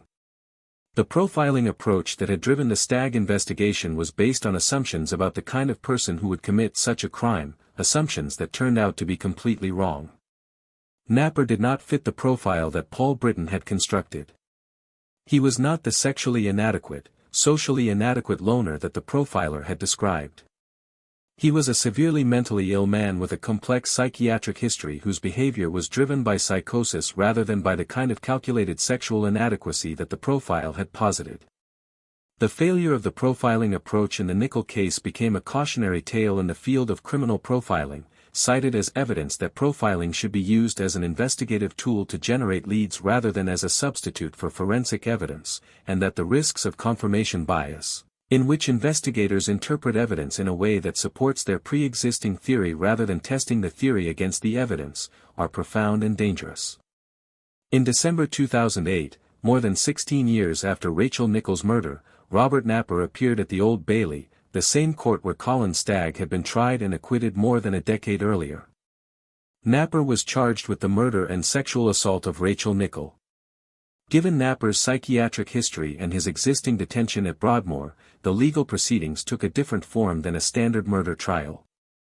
Napper pleaded guilty to manslaughter on the grounds of diminished responsibility, a plea that acknowledged his responsibility for Rachel's death while recognizing that his severe mental illness at the time of the offense reduced his criminal culpability in the eyes of the law. The plea was accepted by the prosecution, and Napper was ordered to continue his indefinite detention at Broadmoor. The judge, Mr. Justice Griffith Williams, described Napper as a very dangerous man who had committed a horrific crime and who posed a continuing threat to public safety. The resolution of the Rachel Nichols case through the identification of Robert Napper prompted a comprehensive review of the original investigation and the miscarriage of justice that had been inflicted upon Cullen Stagg. The Independent Police Complaints Commission, the body responsible for investigating complaints against police forces in England and Wales, conducted a detailed inquiry into the honey trap operation and the decisions that had led to Stagg's prosecution. The report, when it was published, was deeply critical of the Metropolitan Police, confirming what Mr. Justice Ognall had said at the original trial and adding new layers of condemnation for the lack of oversight, the failure to challenge the profiling assumptions, and the ethical vacuum that had allowed the honey trap operation to proceed without adequate checks and balances. The report also raised questions about the role of Paul Britton, the profiler whose analysis had underpinned the decision to target Stagg, and it contributed to a broader reckoning within the field of forensic psychology about the limits of profiling and the dangers of overconfidence in its predictive power. The aftermath of the Nichols case also had significant implications for the treatment of severe mental illness in the British criminal justice system. Robert Napper's history of psychiatric problems was well documented, and questions were raised about whether more effective intervention by mental health services before 1992 might have prevented both the Nichols murder and the Bissett murders. Napper had exhibited signs of dangerous mental illness for years before he killed Rachel Nichols, and the fact that he was able to remain in the community long enough to commit multiple murders pointed to systemic failures in the mental health system's ability to identify and manage individuals who pose a serious risk to the public. These questions were not unique to the Napper case but were part of a larger national conversation about the deinstitutionalization of mental health care in Britain, a process that had been ongoing since the 1980s and that had resulted in many individuals with severe mental illness being released from psychiatric hospitals into the community without adequate support or supervision. The Rachel Nichols case became one of the touchstones in this conversation, cited alongside other cases in which individuals with known psychiatric histories had committed serious violent crimes while living in the community. For the family of Rachel Nichols, the resolution of the case brought a complex mixture of emotions. There was relief that the person responsible had been identified, there was anger that it had taken so long and that an innocent man had been persecuted in the process, and there was grief that remained unresolved because no legal outcome could restore Rachel to her family or undo the trauma inflicted on her son. Andre Hanscom, who had raised Alexander with extraordinary devotion and who had maintained a dignified silence throughout the years of investigation and media scrutiny, issued a statement after Napper's guilty plea in which he expressed gratitude to the investigators who had finally solved the case but also reflected on the years of suffering that the failure to identify Napper earlier had caused.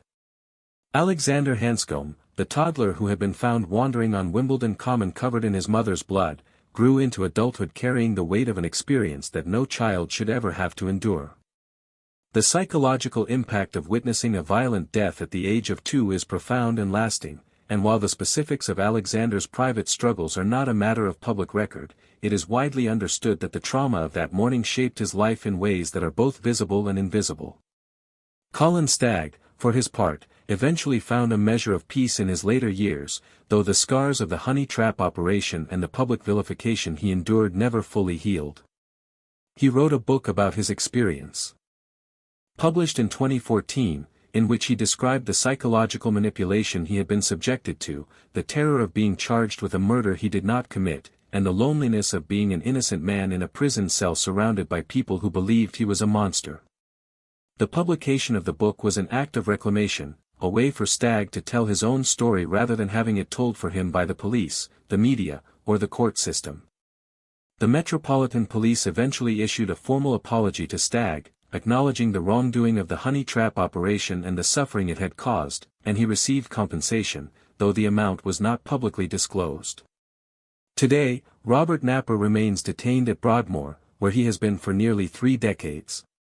His detention is indefinite, meaning that he will only be released if a mental health tribunal determines that he no longer poses a risk to the public, a determination that is considered extremely unlikely given the severity and nature of his crimes. Wimbledon Common has long since returned to its normal character as a peaceful green space used by thousands of people each week, and to the casual visitor, there is nothing about the Common that suggests it was the site of one of the most notorious murders in British criminal history. But for those who remember the summer of 1992, the Common will always carry the memory of Rachel Nichol, a young mother whose life was taken in an act of almost incomprehensible violence, and whose case exposed the fragility of the systems, both legal and psychiatric, that are supposed to protect society from predators.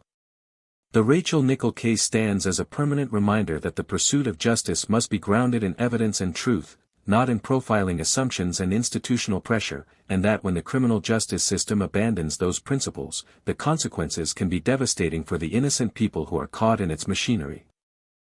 Number 5, Paul Jones and Michael Jones, brothers who shared a terrible secret in the woods of Newaygo County, Michigan. For more than 2 decades, Newaygo County is located in the west-central portion of Michigan's Lower Peninsula, a sprawling rural jurisdiction that encompasses approximately 860 square miles of land characterized by dense hardwood forests, inland lakes, rivers, and stretches of the Manistee National Forest that give the area a remote and wild quality that sets it apart from the more urbanized and agricultural regions of the state. The county has a population of roughly 48,000 people spread across small towns and unincorporated communities, places like White Cloud, the county seat, Fremont, Hesperia, and Newaygo itself, communities where people tend to know their neighbors, where the local economy is driven by a mix of manufacturing, agriculture, tourism related to the natural areas, and a way of life that values privacy, self-reliance, and a certain remove from the pace and problems of larger cities. In the summer months, the county's population swells with visitors drawn to the lakes, the rivers, and the extensive trail systems that wind through the national forest, but the core community remains small and close-knit, the kind of place where everybody knows everybody else's business, where rumors travel fast, and where the line between public knowledge and private life is thinner than it is in more anonymous settings. It was into this environment that the murder of Shannon Siders sent a shockwave that reverberated for more than 23 years before the truth was finally exposed and the perpetrators were brought to justice. Shannon Siders was 18 years old in the summer of 1990. She was a young woman from the Hesperia area, a small community in the northeastern part of Newaygo County, and she was described by the people who knew her as a friendly, outgoing, trusting person who was well liked by her peers and who had the kind of open and generous personality that made her easy to be around. Shannon was not a person who was involved in trouble. She was not associated with drugs or criminal activity. She was a typical young woman from a small Michigan town, navigating the transition from adolescence to adulthood, thinking about her future, spending time with friends, and enjoying the summer months in a part of the state where the natural environment provides a backdrop for the kind of casual, unstructured socializing that defines summer for young people in rural America. Shannon's trusting nature was one of her defining characteristics, and it was also, tragically, one of the qualities that made her vulnerable to the people who would eventually kill her. The last time Shannon Siders was seen alive was in early July 1990, when she left a residence in the Hesperia area to go somewhere with people she knew, or at least people she believed she could trust. The exact circumstances of her disappearance would later become the subject of intense scrutiny during the investigation and the eventual trials, but the fundamental fact is that Shannon left a location willingly, in the company of individuals she recognized, and was never seen alive again by anyone who could provide an account of what happened to her. For approximately 2 weeks, Shannon was considered a missing person. Her family reported her absence to law enforcement, and the Newaygo County Sheriff's Office initiated a missing person investigation, but in 1990, the protocols and resources available for missing adult cases were significantly less robust than they would become in later decades. There was no Amber Alert system, no widespread social media amplification of missing person reports, and the immediate response to the disappearance of an 18-year-old woman who had left voluntarily with people she knew was different from the response that would be mounted today. The search for Shannon was conducted by local law enforcement with the assistance of volunteers from the community, but the vast and rugged terrain of Newaygo County made a comprehensive physical search extremely difficult. The Manistee National Forest alone covers hundreds of thousands of acres, and without a specific area to focus on, the search was effectively a needle in a haystack operation that was unlikely to succeed based on physical searching alone. On July 18, 1990, the needle was found. Shannon Siders's body was discovered in a remote, wooded area of the Manistee National Forest in Newaygo County. The location was off the beaten path, not near any main road or trail, a spot that someone had to know about or stumble upon to reach. The condition of Shannon's body told a horrifying story. She had been sexually assaulted and brutally beaten. The level of violence inflicted upon her was extreme, suggesting that her killers had acted with a ferocity that went beyond what was necessary to cause death, a pattern that forensic experts and experienced homicide investigators recognize as indicative of rage, overkill, or a desire to annihilate the victim that transcends the practical requirements of the act itself. The discovery of Shannon's body transformed the missing person investigation into a homicide investigation, and the Newaygo County Sheriff's Office, working with the Michigan State Police, launched a comprehensive effort to identify her killers and bring them to justice. The crime scene was processed with the tools and techniques available in 1990, a time when DNA analysis was in its infancy and the forensic capabilities that would later revolutionize cold case investigations were still years away from practical application. Biological evidence was collected from Shannon's body and from the surrounding area, evidence that would later prove critical but that at the time was essentially a repository of information that could not yet be fully decoded. The investigation focused on reconstructing Shannon's final days and hours, identifying the people she had been with before her disappearance, and pursuing any leads that might point toward a suspect.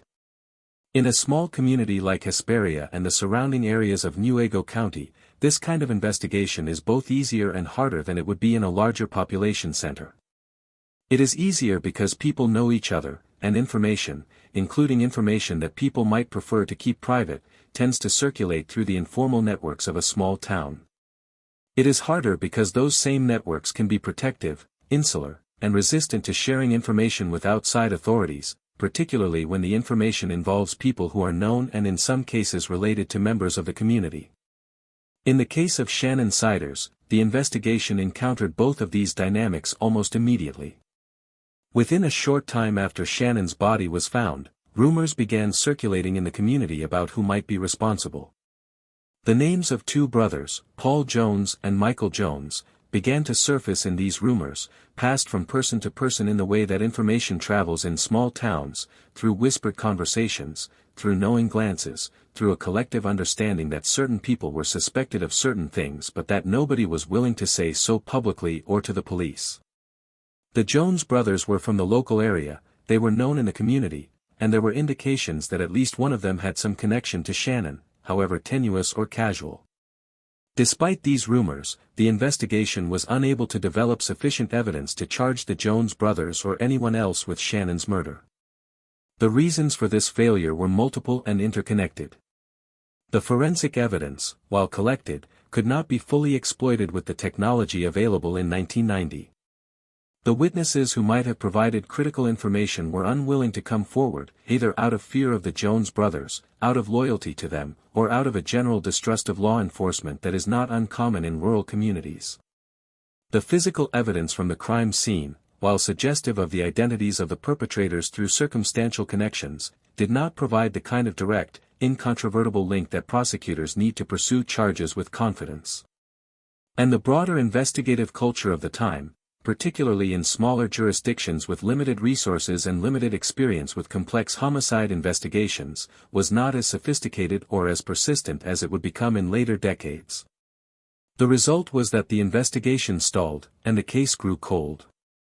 For Shannon's family, the failure to identify and prosecute her killers was a source of anguish that compounded the already devastating grief of losing a daughter and a sister in such a violent and senseless way. Shannon's parents and her siblings were left with the knowledge that the people responsible for her death were likely still in the community, possibly living just a few miles away, going about their lives while Shannon's life had been taken from her. The whispers and rumors that circulated in the community, which named the Jones brothers as the likely killers, only made the situation worse because they suggested that the truth was known but could not be proven, a state of affairs that is in some ways more torturous than complete ignorance because it offers a tantalizing glimpse of justice that remains perpetually out of reach. The years passed. 5 years, 10 years, 15 years, 20 years. The Shannon-Siders case joined the ranks of Michigan's unsolved homicides, a cold case that was periodically reviewed but that offered no new leads and no new avenues of investigation. The Newaygo County Sheriff's Office changed leadership over the years, and different sheriffs and different investigators brought different levels of commitment to the cold cases in their files. Some were more diligent than others, but none were able to break through the wall of silence and lack of evidence that had surrounded the case since 1990. During this period, the Jones brothers continued to live in the general area.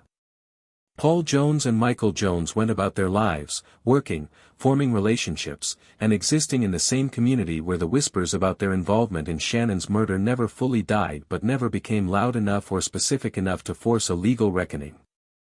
This is one of the most disturbing aspects of cold cases in small communities, the phenomenon of the open secret, the situation where a significant number of people in a community believe they know who committed a crime but the formal mechanisms of the justice system are unable or unwilling to act on that belief. The open secret about the Jones brothers and Shannon-Siders persisted for more than 2 decades, a toxic undercurrent in the life of the community that eroded trust in the legal system and that inflicted ongoing psychological harm on Shannon's family, who had to live with the knowledge that their daughter's killers were known but free. The breakthrough in the Shannon-Siders case began to take shape in the early 2010s, when a confluence of factors created the conditions for a renewed investigation that would finally succeed where the original effort had failed. The first factor was the advancement of DNA technology. The biological evidence collected from Shannon's body and from the crime scene in 1990 had been preserved in evidence storage, and as DNA analysis techniques became more sophisticated and more sensitive over the intervening years, the potential for extracting usable information from that evidence increased dramatically. The decision was made to re-examine the biological evidence using modern DNA technology, a decision that reflected a growing recognition within the law enforcement community that old evidence could yield new results when analyzed with current tools. The second factor was a change in the willingness of witnesses to come forward. Over the course of more than 2 decades, the social dynamics in the community had shifted. People who had been afraid to speak in 1990, whether out of fear of the Jones brothers or out of a general reluctance to get involved, had grown older, their perspectives had changed, and in some cases, their relationships with the Jones brothers had deteriorated or their own consciences had weighed more heavily on them as the years passed. The passage of time, which is typically the enemy of criminal investigations, can in some cases become an ally, because the bonds of loyalty, fear, and silence that protect perpetrators in the immediate aftermath of a crime tend to weaken and fray as the years go by. The third factor was the commitment of specific individuals within the law enforcement system who refused to let the case die. The Michigan State Police, which had been involved in the original investigation, took a more active role in the cold case review, bringing resources and expertise that the smaller Newaygo County Sheriff's Office lacked. Detectives assigned to the cold case unit began re-interviewing witnesses, re-examining evidence, and pursuing leads that had been dormant for years. The renewed investigation, which intensified around 2012 and 2013, gradually began to assemble a picture of what had happened to Shannon Siders on the night she disappeared. Through a combination of new witness testimony, re-interviews of previous witnesses who were now willing to provide more complete and honest accounts, and the results of the DNA reanalysis, investigators were able to construct a narrative that pointed directly and conclusively at the Jones brothers. The DNA evidence was particularly significant.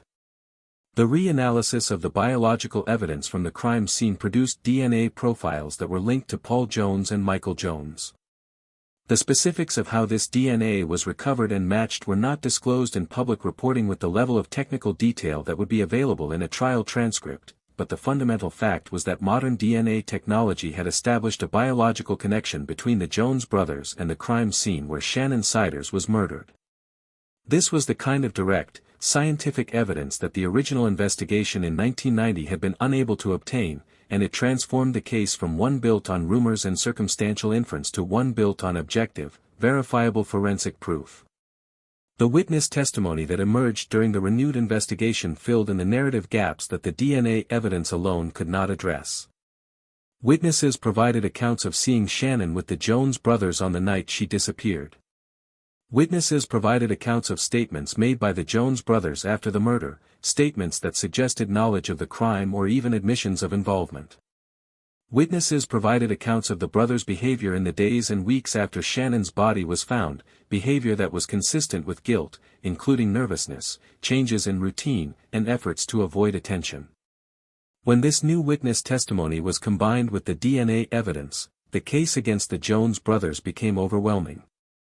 On July 25, 2012, more than 22 years after Shannon Siders was murdered, Paul Jones and Michael Jones were arrested and charged with her murder.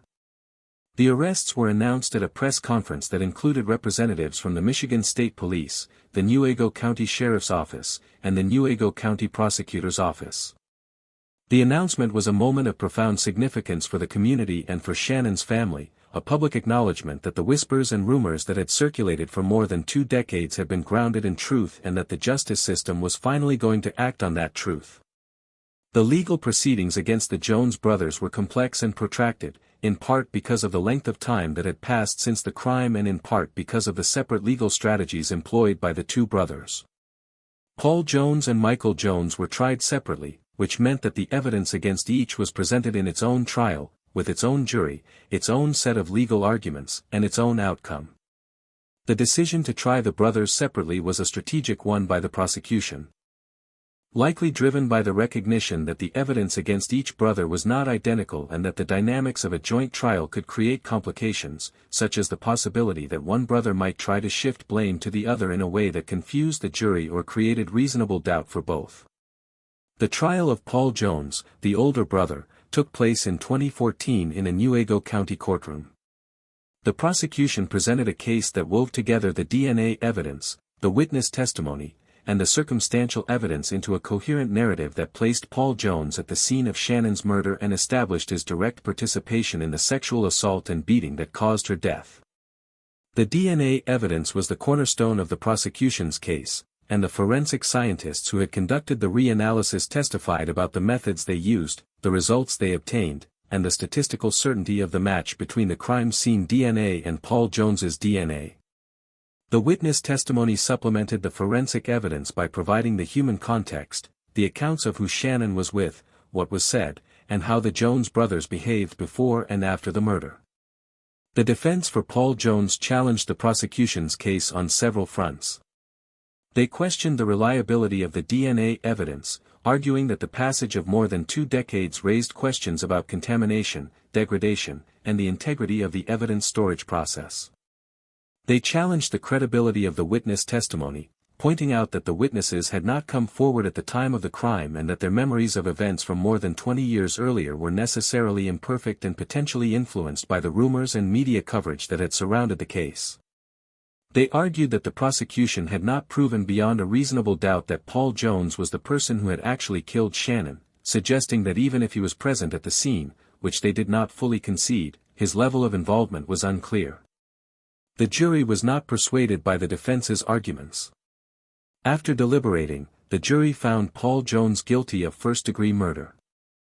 The first-degree murder conviction meant that the jury had determined that Paul Jones had acted with premeditation and intent, a finding that was supported by the evidence suggesting that Shannon had been taken to a remote location in the National Forest, a location that was not stumbled upon accidentally but was chosen or known in advance, which implied a level of planning and deliberation that distinguishes first-degree murder from lesser charges. Following the conviction, the judge sentenced Paul Jones to life in prison without the possibility of parole, the mandatory sentence for first-degree murder in the state of Michigan. The trial of Michael Jones, the younger brother, also took place in 2014, but it produced a different outcome in terms of the specific charge of conviction, reflecting the differences in the evidence against the two brothers.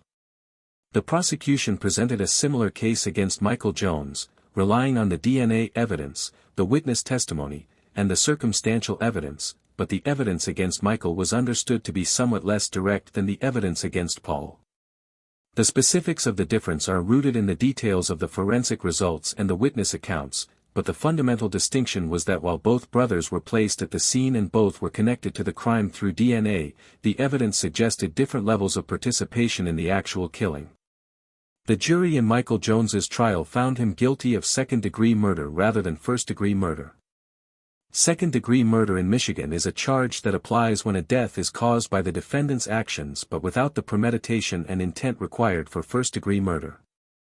It is a serious felony that carries a significant prison sentence, but it reflects a determination that the defendant's culpability, while great, did not rise to the level of deliberate, planned killing. The judge sentenced Michael Jones to 20 to 60 years in prison, a sentence that reflected the severity of the crime while acknowledging the distinction between his role and the role of his brother. The differing outcomes for the two brothers were a source of some controversy and frustration within the community and within Shannon's family, because from the perspective of those who had lived with the knowledge of the crime for more than 2 decades, both brothers were equally responsible for Shannon's death and both deserved the maximum possible punishment. The legal system, however, operates on principles of gradation and proportionality that do not always align with the emotional and moral intuitions of those affected by crime, and the distinction between first-degree and second-degree murder, while technically sound from a legal perspective, can feel like a betrayal to the family of the victim. The convictions of Paul Jones and Michael Jones brought an end to the legal proceedings, but they did not bring an end to the reverberations of the Shannon Siders case within the Newaygo County community. The case exposed a number of systemic issues that had contributed to the more than 2-decade delay in justice, and these issues became the subject of public discussion and, in some cases, institutional reform. One of the most significant issues was the role of community silence in protecting perpetrators. The fact that rumors about the Jones brothers had circulated for more than 20 years before anyone came forward with information that could be used in a legal proceeding pointed to a culture of silence and complicity that allowed violent criminals to operate with impunity in small communities. This culture is not unique to Newaygo County or to rural Michigan.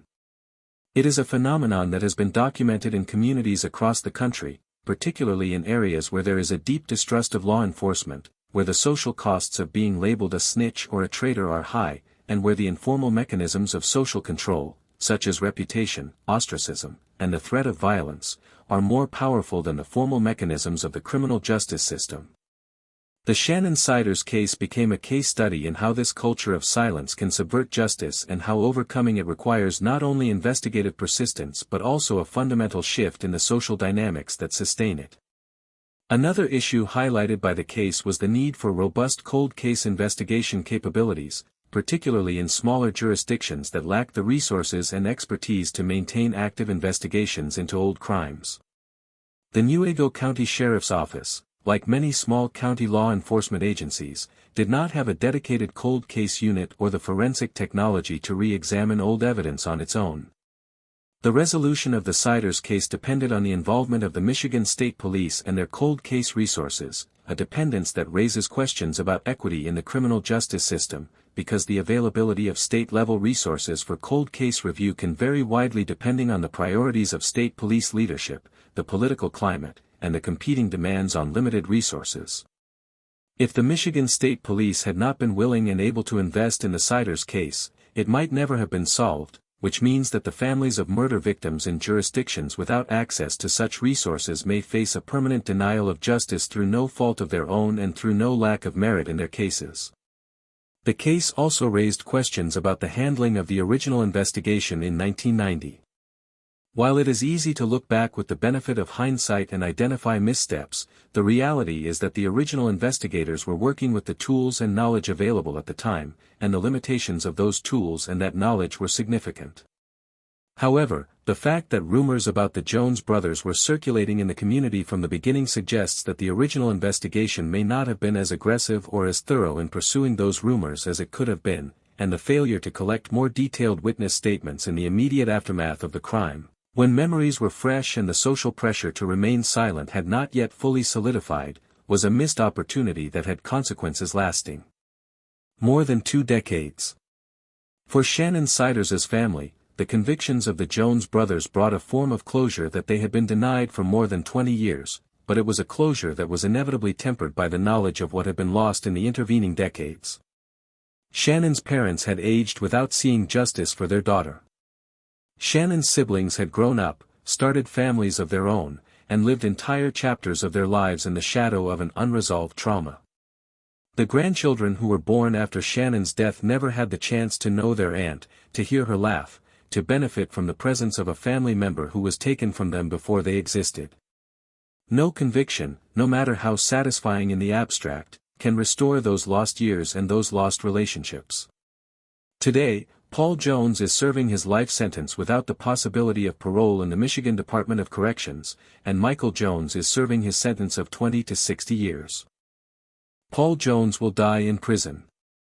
Michael Jones will be eligible for parole consideration after serving the minimum portion of his sentence, but given the nature of his crime and the length of time he has already served, his eventual release, if it occurs, is uncertain and would likely face significant public opposition.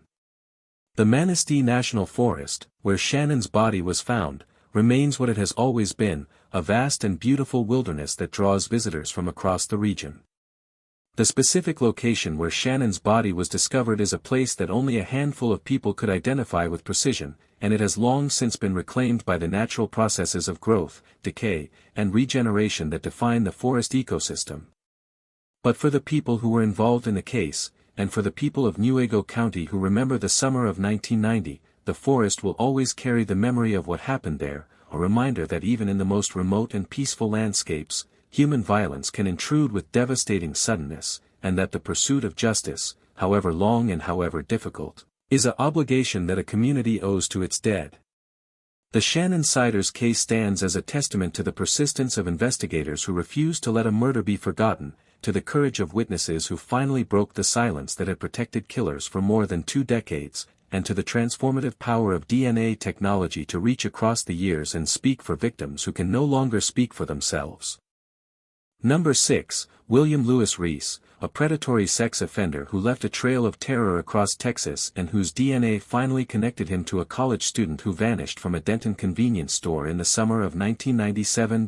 Denton is a city of approximately 140,000 people located in Denton County in North Texas, situated roughly 40 miles north of Dallas and Fort Worth on the Interstate 35 corridor that runs through the center of the state. Denton is known primarily as the home of 2 major universities, the University of North Texas and Texas Woman's University, which give the city a distinctly collegiate character, a cultural atmosphere shaped by live music venues, independent bookstores, coffee shops, art galleries, and a population that skews young and educated. The University of North Texas, in particular, is a large public research university with an enrollment that in the late 1990s hovered around 25,000 students, making it one of the largest universities in the state. The campus sprawls across a significant portion of the city, and the area surrounding the university is densely populated with apartment complexes, student-oriented businesses, and the infrastructure of a community built around the rhythms of academic life. In the summer of 1997, Denton was a city in the midst of a growth spurt, expanding outward as the Dallas-Fort Worth metroplex extended its reach into the surrounding counties, but it still retained much of its identity as a mid-sized college town, a place where students felt relatively safe walking or driving around at night, where the biggest concerns were exams and social plans rather than violent crime. It was into this environment that the disappearance of Kelly Cox sent a shock through the university community and launched an investigation that would not reach its conclusion for more than 25 years. Kelly Cox was 20 years old in July of 1997. She was a student at the University of North Texas, and she was also a wife and a mother, having married young and given birth to a daughter. The fact that Kelly was a mother added an extra layer of poignancy to her disappearance because it meant that a child was left without her mother, a reality that compounded the grief and urgency experienced by Kelly's family as they waited for answers that were tragically slow in coming. Kelly was described by her family and friends as a responsible, caring young woman who was working hard to balance the demands of motherhood, marriage, and higher education, a juggling act that required maturity, determination, and a level of self-discipline that not every 20-year-old possesses. She was not a person who took unnecessary risks. She was not someone who disappeared without telling anyone where she was going. She was, by every account, a grounded and reliable person whose sudden vanishing was completely out of character and therefore immediately alarming to the people who knew her best. July 15, 1997, was a Tuesday, and Kelly was going about her day, which included running errands and taking care of responsibilities related to her daily life. At some point during the day, Kelly went to a convenience store in Denton, a Quick Trip located on South Interstate 35, one of the many gas station and convenience store combinations that line the major highways in Texas and that serve as essential waypoints in the daily routines of millions of people. Kelly was seen at the convenience store, and she used a pay phone, the kind of public telephone that was ubiquitous in 1997 but that has since been rendered almost entirely obsolete by the proliferation of cell phones. The fact that Kelly used a pay phone suggests that she was either trying to reach someone specific or that her own phone was unavailable for some reason, details that would later be scrutinized for clues about her state of mind and her intentions in the hours before she disappeared. After Kelly was seen at the convenience store, she was never seen alive again. The circumstances of her disappearance from that location were murky and poorly documented, which is one of the frustrations that defined the investigation from the beginning. Unlike cases where a person is seen being forced into a vehicle or where there is an obvious signs of a struggle, Kelly's disappearance was what investigators call a soft abduction, a scenario in which a person simply vanishes from a location without any clear indication of what happened to them. The absence of obvious signs of foul play at the convenience store did not mean that foul play had not occurred. It meant that whatever happened to Kelly happened quickly, cleanly, and in a way that did not attract the attention of bystanders or leave immediately visible evidence. When Kelly did not return home that evening and did not contact her family, the alarm was raised. Her husband, her parents, and her friends began trying to locate her, calling around to places she might have gone, checking with people she might have been with, and eventually contacting the Denton Police Department to report her as a missing person. The initial response by law enforcement to reports of missing adults in 1997 was governed by policies and assumptions that have since been significantly revised in the wake of cases like Kelly's. At that time, there was no nationwide standard requiring immediate, intensive investigation of missing adult reports. Many jurisdictions operated under the assumption that adults who went missing had done so voluntarily, whether because they were running away from something, because they wanted to start a new life, or because they simply needed time away. This assumption, while sometimes accurate, had disastrous consequences in cases where the missing adult had actually been the victim of foul play, because the delay in treating the disappearance as a crime meant that critical evidence was lost, witnesses' memories faded, and the trail that might have led to the perpetrator went cold. In Kelly Cox's case, the initial response, while not negligent by the standards of the time, was not the kind of all-out mobilization that a missing person case involving a young mother would receive today. The Denton Police Department took the report, began asking questions, and started the process of trying to determine what had happened to Kelly, but the investigation did not immediately escalate to the level of a major criminal probe. This would change as the hours turned into days and no trace of Kelly was found, but the early hours and days of a missing person investigation are often the most critical, and the delay in treating Kelly's disappearance as a probable abduction was a factor that haunted the case for years. As days passed without any sign of Kelly, the investigation intensified. The Denton Police Department was joined by other agencies, and a physical search was organized, focusing on areas around the convenience store, along the highway corridors near where Kelly was last seen, and in any location that might provide clues about her whereabouts. The search was extensive but ultimately fruitless. Kelly Cox had vanished as completely as if she had been erased from the face of the earth, and the absence of any physical evidence pointing to her location left investigators with very little to work with. The case attracted media attention, as the disappearance of a young, attractive college student and mother inevitably does, and Kelly's face appeared on news broadcasts and in newspapers across North Texas. Her family made public appeals for information, pleading with anyone who might have seen something to come forward. The emotional toll on Kelly's family during this period was immense. Her parents were living through every parent's worst nightmare, the unexplained disappearance of a child, compounded by the knowledge that their grandchild, Kelly's daughter, was growing up without her mother and without any understanding of why. The uncertainty, the not knowing whether Kelly was alive or dead, whether she had been taken by someone or had chosen to leave, was a form of psychological torture that no family should have to endure. Months passed. Then, in February of 1998, approximately 7 months after Kelly Cox disappeared from the convenience store in Denton, a grim discovery was made in Brazoria County, Texas, a rural county located on the Gulf Coast south of Houston, roughly 300 miles from Denton. Human remains were found in a remote area of Brazoria County, and when the remains were examined by forensic anthropologists and dentists, they were identified as belonging to Kelly Cox. The identification was made through dental records, a standard method of identifying remains that are too decomposed for visual recognition. The discovery of Kelly's remains in Brazoria County was significant for several reasons. First, it confirmed what her family had feared since the day she disappeared, that Kelly was dead. The hope, however faint, that she might still be alive was extinguished. Second, the location of the remains, 300 miles from where Kelly was last seen, dramatically expanded the geographic scope of the investigation. Whoever had taken Kelly from Denton had transported her a considerable distance before killing her and leaving her body in a remote area, which suggested a level of planning, familiarity with the area where the remains were found, or both. Third, the condition of the remains and the remote location where they were found meant that the crime scene in Brazoria County was severely compromised by the elements and the passage of time. By the time the remains were discovered, they had been exposed to the Texas heat, rain, wildlife, and vegetation for months, which degraded or destroyed much of the forensic evidence that might have been recoverable from a fresher crime scene. Despite these challenges, investigators processed the site where Kelly's remains were found as thoroughly as circumstances allowed. Biological evidence was collected, though its condition was far from ideal, and this evidence was preserved with the understanding that future technological advances might make it possible to extract useful information from material that was currently beyond the reach of forensic science. The identification of Kelly's remains transformed the missing person investigation into a murder investigation, but it did not immediately produce a suspect.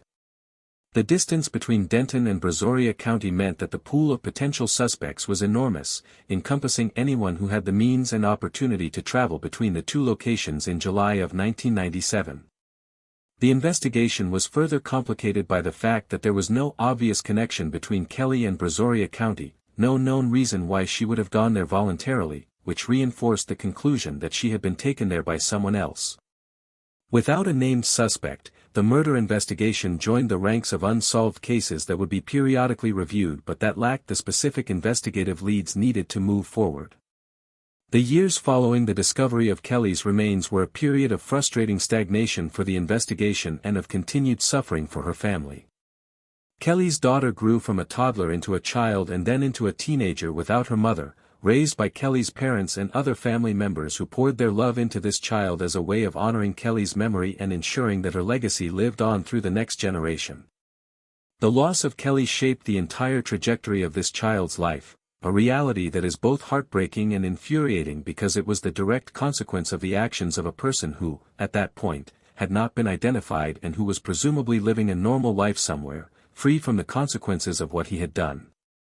The breakthrough in the Kelly Cox case did not come from an investigation focused solely on her murder. It came from a separate criminal case that eventually converged with the Cox investigation through the medium of DNA evidence and the dogged persistence of law enforcement agencies in multiple jurisdictions. In September of 1997, approximately 2 months after Kelly Cox disappeared from Denton, a woman named Sandra Sapah was abducted from a convenience store parking lot in Webster, Texas, a city in the Houston metropolitan area. Sandra Sapah was lucky, if that word can be applied to a person who was kidnapped at knife point, because she managed to escape from her abductor's vehicle while it was in motion, jumping from the moving car and surviving the encounter with injuries that were serious but not fatal. Her escape was an act of extraordinary courage and quick thinking, because she chose to leap from a vehicle being driven by a man who had already demonstrated his willingness to use violence, and the leap could easily have resulted in her death from the impact or from subsequent actions by her abductor. The investigation into Sandra Sapah's abduction led to the identification of a suspect named William Lewis Reese. Reese was a man with a criminal history that was deeply troubling and that, in hindsight, should have marked him as an extremely dangerous individual long before 1997. William Lewis Reese had been convicted of aggravated kidnapping in the state of Oklahoma in 1986, a crime that involved the abduction of a woman. He had served a prison sentence for that offense and had been released, after which he had moved to Texas. The fact that Reese had a prior conviction for aggravated kidnapping meant that he was a known sex offender, a person who had demonstrated a capacity for the exact kind of predatory behavior that was later alleged against him in the Cox and Sapah cases.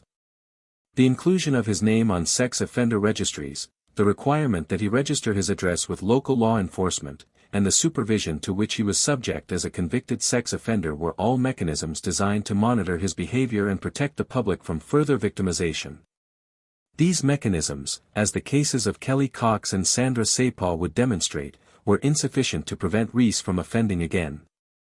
William Lewis Reese was arrested for the abduction of Sandra Sapah, and the case against him was strong because Sapah was able to provide a detailed description of her abductor and the circumstances of the abduction.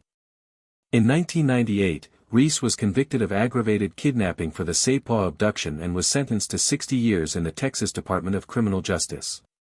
Under Texas sentencing laws at the time, a 60-year sentence with certain good behavior provisions could result in parole eligibility after a portion of the sentence was served, but Reese's sentence was structured in a way that made his incarceration essentially long-term, and he was effectively removed from society for the foreseeable future.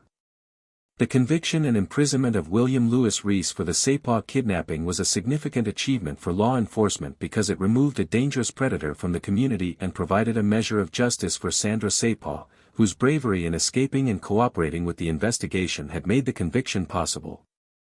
However, the Sapah case did not immediately connect Reese to the Kelly Cox murder, because the investigative teams working on the two cases were in different jurisdictions. The physical evidence in the Cox case had not been linked to Reese through any available forensic technology, and the geographic distance between Denton and the Houston area meant that the two cases were not intuitively connected in the minds of investigators.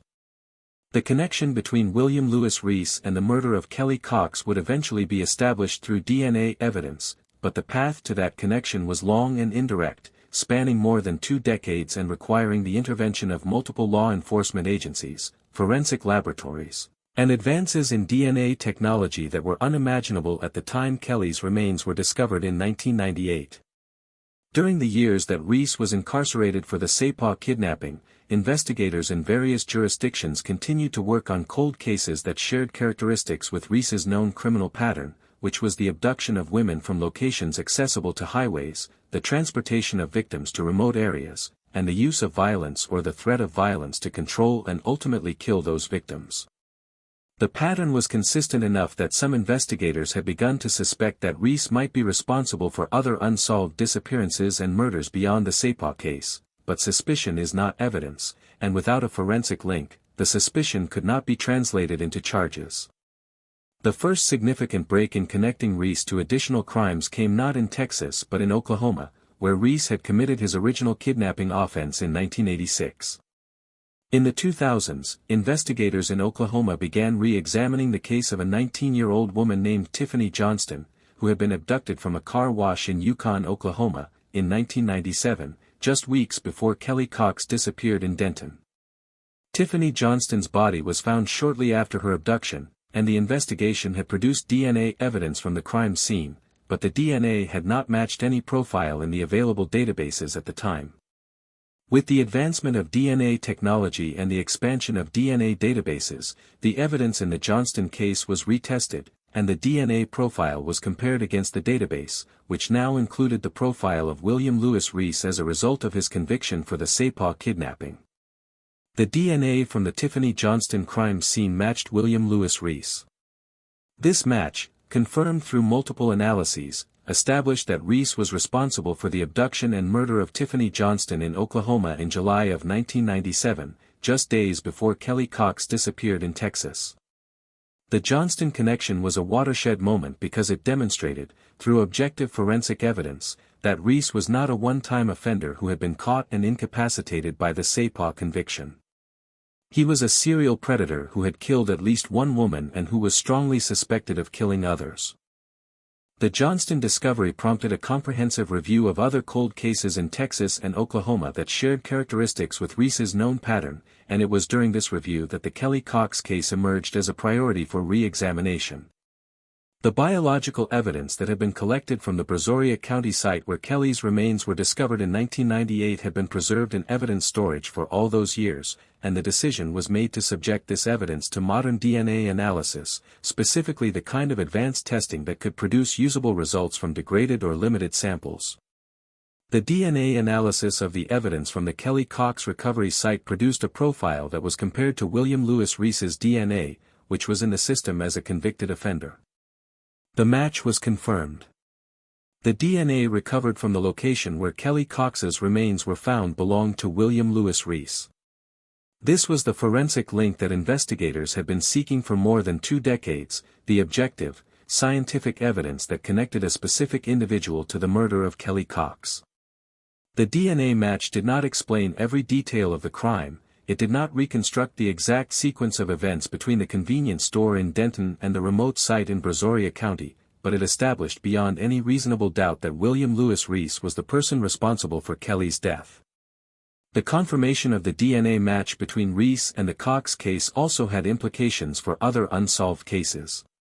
Investigators in Galveston County, Texas, had been working on the disappearance of a 17-year-old girl named Jessica Kane, who had vanished from the Clear Lake area near Houston in August of 1997, approximately 1 month after Kelly Cox disappeared.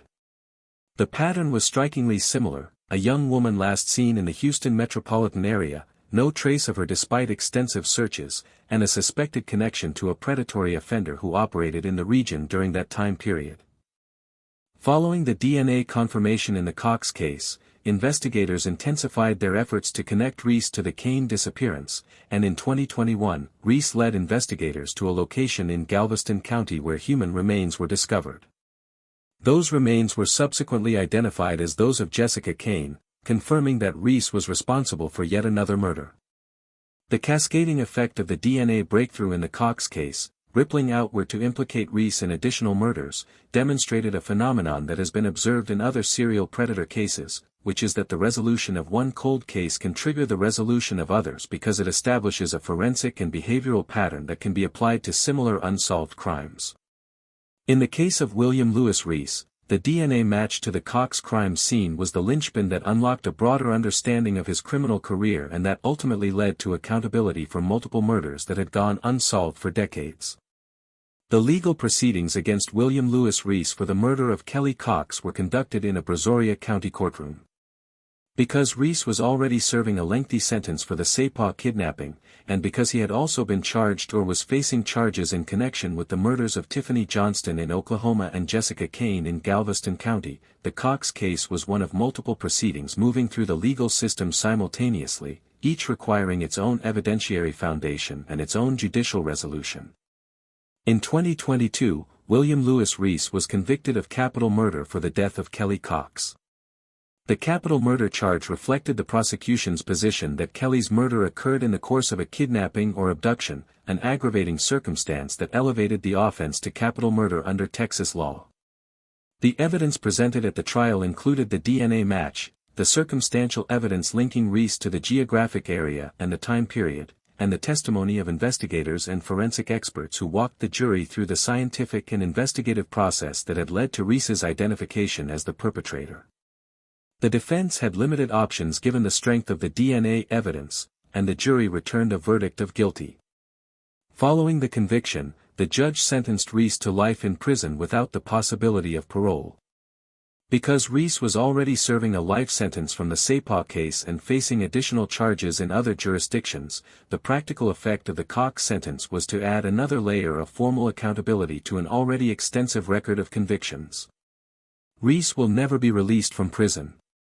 He will die in custody, an outcome that reflects the cumulative weight of the crimes he committed and the justice system's determination to ensure that he never has the opportunity to harm another person. The resolution of the Kelly Cox case through the conviction of William Lewis Reese brought a powerful and complex mixture of emotions to Kelly's family. There was relief that the person responsible for her death had been identified and punished. There was vindication in the knowledge that the family's decades-long insistence that Kelly had been murdered, that she had not run away, that she had not chosen to leave her child, had been confirmed by the forensic evidence and the legal process.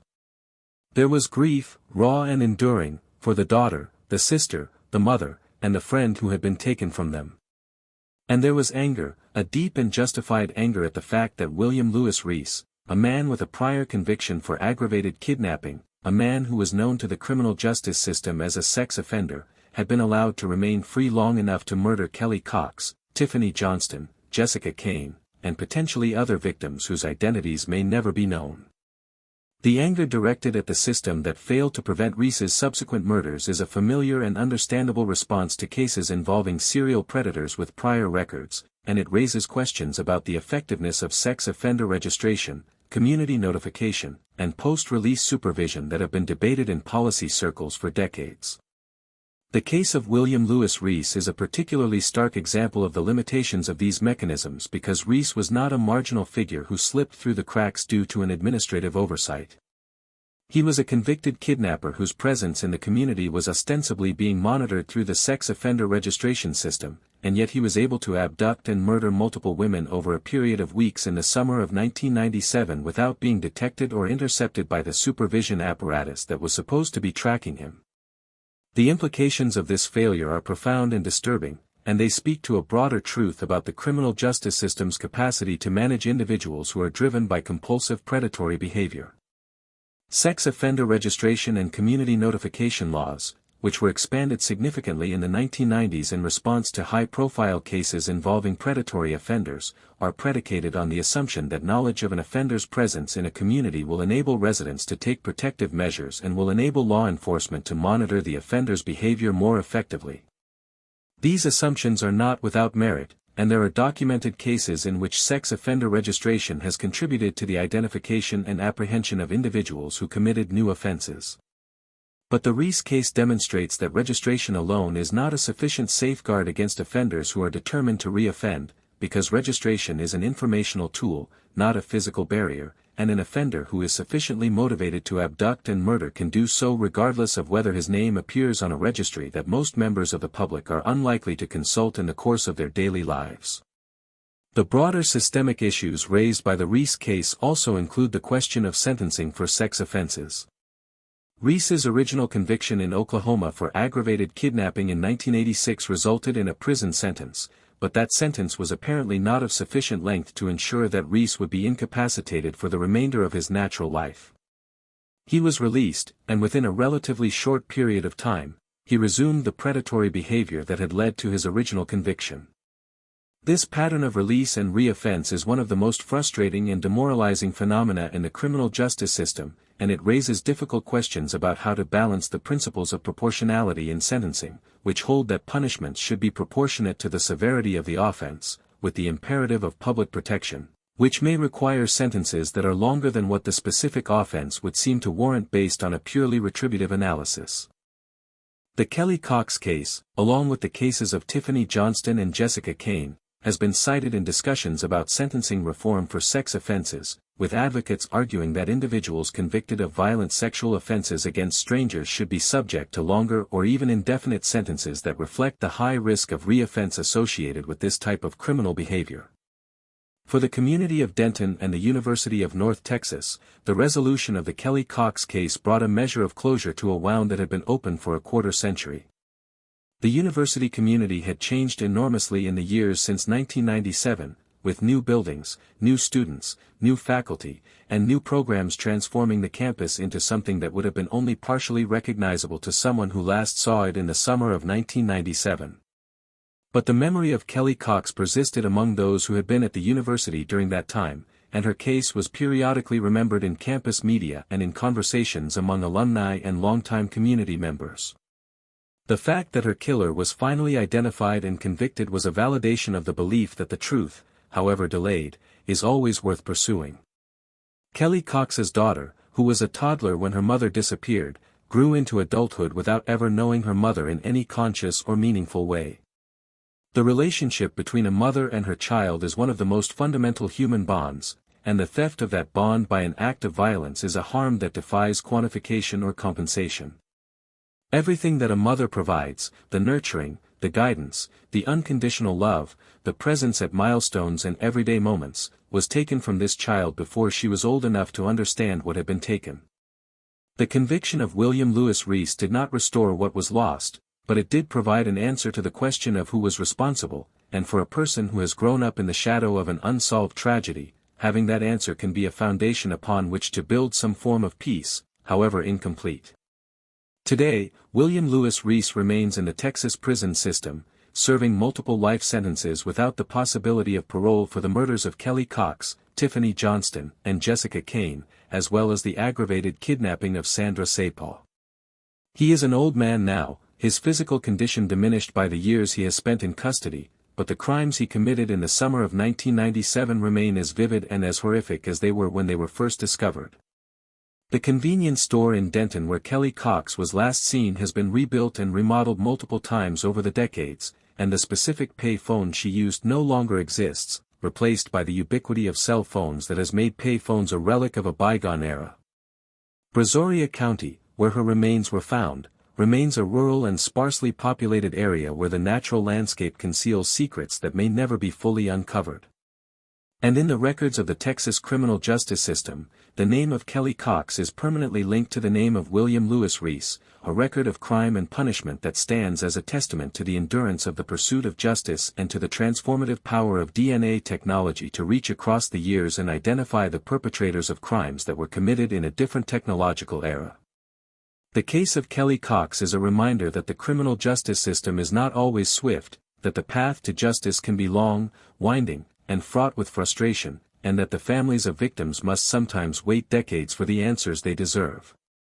But it is also a reminder that the path does not have to end in despair, that advances in science, combined with the persistence of investigators and the courage of survivors like Sandra Sapal, can eventually bring even the most cold and seemingly hopeless cases to a resolution that honors the memory of the dead and affirms the commitment of the living to the principle that no crime, no matter how old, should be forgotten. Number 7, James P. Keaton, a predator who murdered a 14-year-old runaway and left her body in a frozen Wisconsin marsh with a bag over her head, a crime that took more than 21 years to solve through the persistence of DNA evidence and a detective who refused to let her be forgotten. Walworth County is situated in the southeastern corner of Wisconsin, a region that straddles the boundary between the urban sprawl of the Chicago metropolitan area to the south and east and the more rural, agricultural landscapes of southern Wisconsin to the north and west. The county is home to approximately 100,000 people distributed among towns like Elkhorn, the county seat, Whitewater, Delavan, Lake Geneva, and East Troy, communities that range from modest agricultural service centers to upscale resort destinations centered on the glacial lakes that dot the region. Lake Geneva, in particular, is one of the most well-known resort communities in the Midwest, drawing visitors from Chicago and its suburbs for summer homes, boating, golf, and a lifestyle that feels a world away from the density and pace of the city. But Walworth County is not all resorts and lakefront property.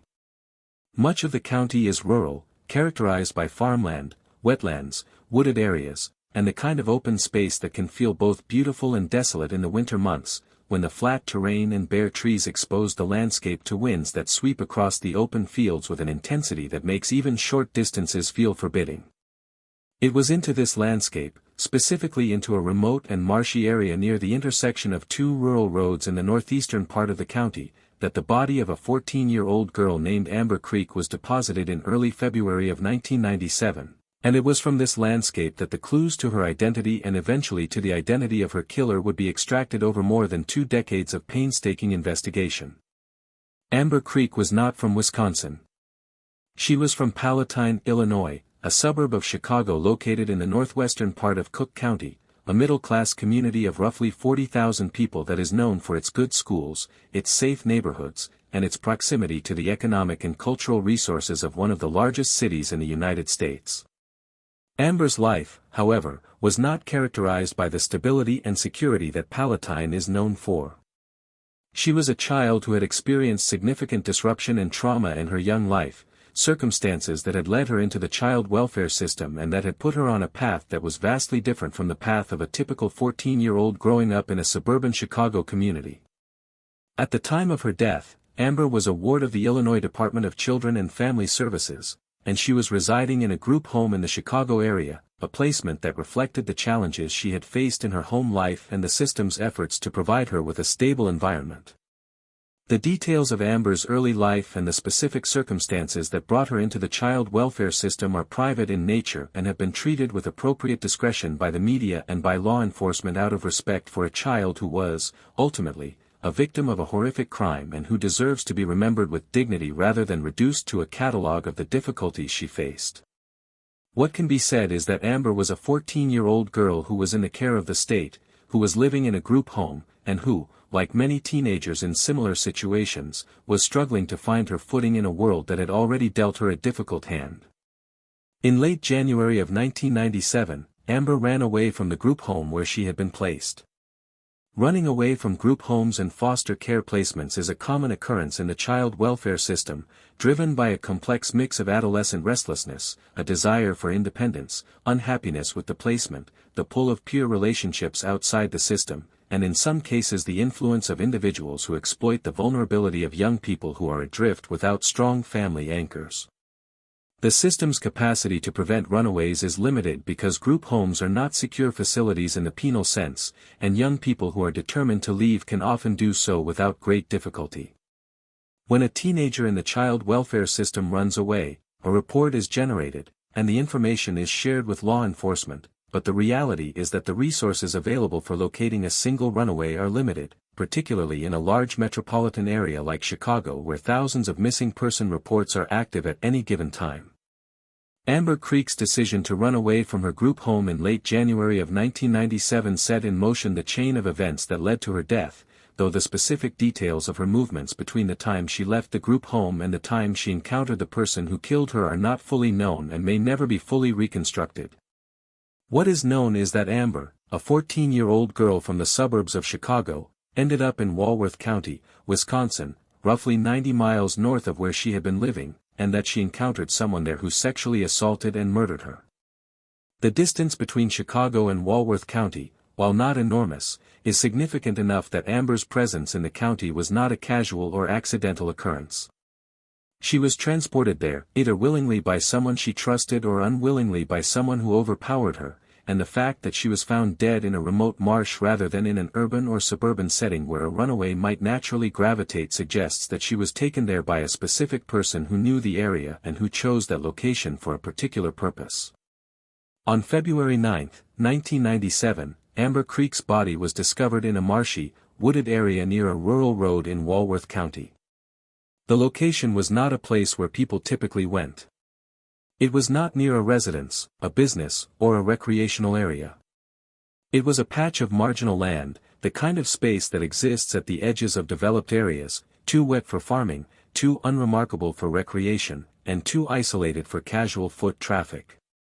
The person who found Amber's body was a local resident who was walking in the area, and the discovery was immediately reported to the Walworth County Sheriff's Office. The condition of Amber's body when it was found was horrifying and heartbreaking in equal measure. She had been strangled. A plastic bag had been placed over her head and secured, a method of killing that is both brutal and deeply disturbing because it combines the physical violence of asphyxiation with a psychological component of dehumanization that is difficult to contemplate. There were also signs that Amber had been sexually assaulted before she was killed, a detail that confirmed that her murder was not an act of impulsive rage but a predatory act driven by sexual violence, a pattern that is consistent with the behavior of individuals who seek out vulnerable victims for the purpose of sexual gratification through force and coercion. The winter conditions in Walworth County in early February added another layer of complexity to the crime scene. Temperatures in southern Wisconsin in February regularly drop below freezing, and the marshy area where Amber's body was found would have been partially frozen, with ice, mud, and standing water creating an environment that is hostile to the preservation of physical evidence. The cold, however, also has a preservative effect on biological evidence, slowing decomposition and potentially protecting DNA from the degradation that heat and moisture can accelerate. The investigators who responded to the scene had to work in difficult conditions, processing a crime scene that was wet, cold, and exposed to the elements, while also dealing with the emotional impact of discovering the body of a young girl who had been subjected to such extreme violence. The immediate challenges facing the Walworth County Sheriff's Office were significant. The victim was unidentified. There was no wallet, no identification, no obvious clue to who she was. In 1997, before the widespread use of the Internet and the interconnected databases that would later transform missing person identification, the process of identifying an unknown victim relied heavily on traditional methods, dental records, fingerprints, and physical descriptions distributed through law enforcement networks. The fact that Amber was from Illinois and had been found in Wisconsin added a jurisdictional dimension that complicated the identification process, because the missing person reports generated by her runaway status from the group home were in the Illinois system, and there was no automatic mechanism in 1997 to connect an unidentified body in Wisconsin to a missing person report in Illinois. The Walworth County Sheriff's Office pursued the identification of the victim with determination. A composite sketch was created based on Amber's physical appearance, and this sketch was distributed to law enforcement agencies, media outlets, and the public. The sketch was a critical tool because it put a face to the unknown victim, and that face was eventually recognized by someone who had seen Amber or who knew her from the group home or from her earlier life in Palatine. The identification of Amber Creek was confirmed through dental records, a standard and reliable method of identification that compares the dental architecture of the deceased, including fillings, missing teeth, root canal treatments, and other distinctive features, against the dental records of potential matches. Once Amber was identified, the investigation could focus on reconstructing her movements and identifying the person who had killed her, but the identification itself did not immediately produce a suspect because Amber's movements between running away from the group home and ending up in Walworth County were not well documented, and the people she may have encountered during that period were not known to investigators. The investigation into Amber Creek's murder was led by the Walworth County Sheriff's Office, with assistance from the Wisconsin Department of Justice and other agencies. The crime scene was processed thoroughly, and biological evidence was collected from Amber's body and from the surrounding area. This evidence included material that was suitable for DNA analysis, and a DNA profile of the perpetrator was developed from the biological evidence recovered from the victim's body. The DNA profile was entered into CODIS, the National DNA Database, but as was the case with every other case in this compilation, no match was returned. The absence of a CODIS match meant that the person who had left DNA on Amber Creek's body had never been convicted of a crime serious enough to require DNA collection, or if he had been convicted, his DNA had not yet been processed and entered into the database, a common situation in the late 1990s when DNA collection laws were still evolving and backlogs of unprocessed samples were endemic. The investigation also pursued traditional investigative leads. Detectives interviewed people who knew Amber, both in Illinois and in Wisconsin, trying to determine who she had been with, how she had traveled to Walworth County, and who might have had both the opportunity and the predatory inclination to sexually assault and murder a 14-year-old girl. These interviews produced fragments of information but no definitive suspect. Amber's status as a runaway from the child welfare system meant that her social network included people who were themselves living on the margins, people who were transient, distrustful of authority, and difficult to locate and interview. The investigation also faced the challenge of the geographic distance between Amber's home base in Illinois and the crime scene in Wisconsin, which required coordination between multiple jurisdictions and agencies, a process that was more cumbersome and less efficient in the late 1990s than it would become in later decades with the development of standardized interstate communication systems for law enforcement. As months turned into years, the Amber Creek case settled into the category of an unsolved homicide, a cold case that was periodically reviewed but that lacked the specific investigative leads needed to move forward. The case was not forgotten by the Walworth County Sheriff's Office, but the reality of limited resources and competing priorities meant that active investigation occurred in fits and starts, driven by the availability of personnel, the emergence of new information, and the advancement of forensic technology. One of the most significant factors in the eventual resolution of the Amber Creek case was the involvement of a specific investigator whose personal commitment to the case kept it alive during the long years when it might otherwise have been relegated to permanent dormancy. Detective Sergeant Robert Holtz of the Walworth County Sheriff's Office was assigned to the cold case unit and took a particular interest in the Amber Creek murder, not as one case among many but as a personal mission to identify the person who had killed a 14-year-old girl and left her body in a frozen marsh like so much discarded refuse. Holtz's dedication to the case was extraordinary in its persistence and its depth. He reviewed the case file repeatedly, looking for details that might have been overlooked, following up on leads that had been previously explored but not fully exhausted, and maintaining contact with forensic laboratories to stay current on the capabilities of DNA technology as it evolved over the years. He also maintained contact with Amber's family in Illinois, providing them with updates on the status of the investigation, however sparse those updates might have been, and ensuring that they knew their daughter's case had not been forgotten. This kind of sustained, personal commitment by a single investigator is one of the most important factors in the resolution of cold cases, because cold case investigation is largely a labor of perseverance rather than brilliance, a matter of continuing to push on a door that appears to be locked until, through sheer repetition and the passage of time, the door finally yields. The years passed. 5 years, 10 years, 15 years, 20 years. Amber Creek would have been in her mid-30s by the time her case was solved, a fact that is almost impossible to process because the image of Amber that persisted in the public consciousness and in the minds of the investigators who worked on her case was the image of a 14-year-old child, frozen in time at the age she was when her life was taken. During these 2 decades, the world changed in ways that were both obvious and subtle. The Internet transformed communication, information sharing, and law enforcement capabilities. DNA technology advanced from the relatively crude methods of the late 1990s to the extraordinarily sensitive and precise techniques of the 2010s. Social media created new platforms for keeping cold cases in the public eye and for generating tips and information that might not have surfaced through traditional channels. And the cultural understanding of crimes against children evolved, with greater recognition of the vulnerability of runaways, of the failures of the child welfare system, and of the need for specialized investigative approaches for cases involving juvenile victims.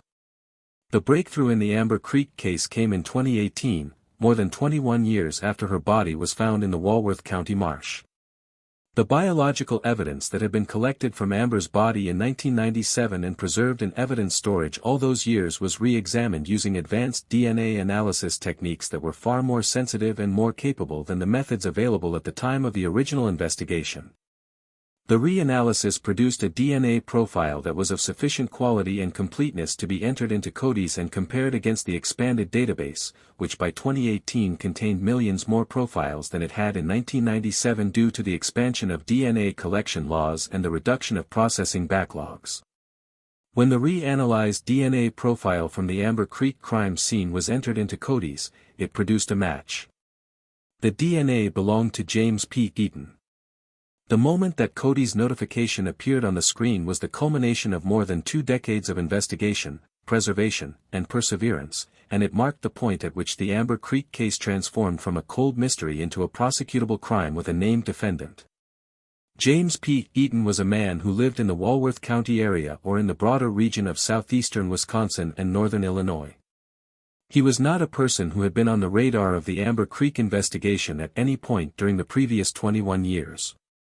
He was not someone who had been interviewed as a suspect, not someone whose name had appeared in any of the tips or leads that had been pursued over the years, and not someone who had any known connection to Amber Creek or to the child welfare system in Illinois.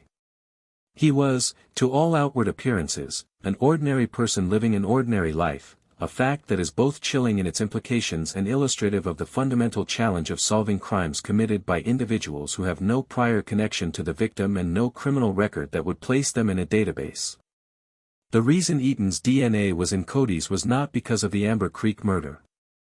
It was because of a separate criminal matter, a conviction for an offense that was serious enough to trigger DNA collection under Wisconsin law. The specific details of that offense are not central to the Amber Creek narrative, but the mechanism is important. Eaton's DNA entered the system through a back door, not through the front door of the murder investigation but through the side door of a subsequent conviction, and it sat in the database, a dormant record, until the reanalyzed crime scene DNA was uploaded and the algorithms found the match. This is the way Cody's is supposed to work, and when it does work, it is one of the most powerful tools in law enforcement's arsenal.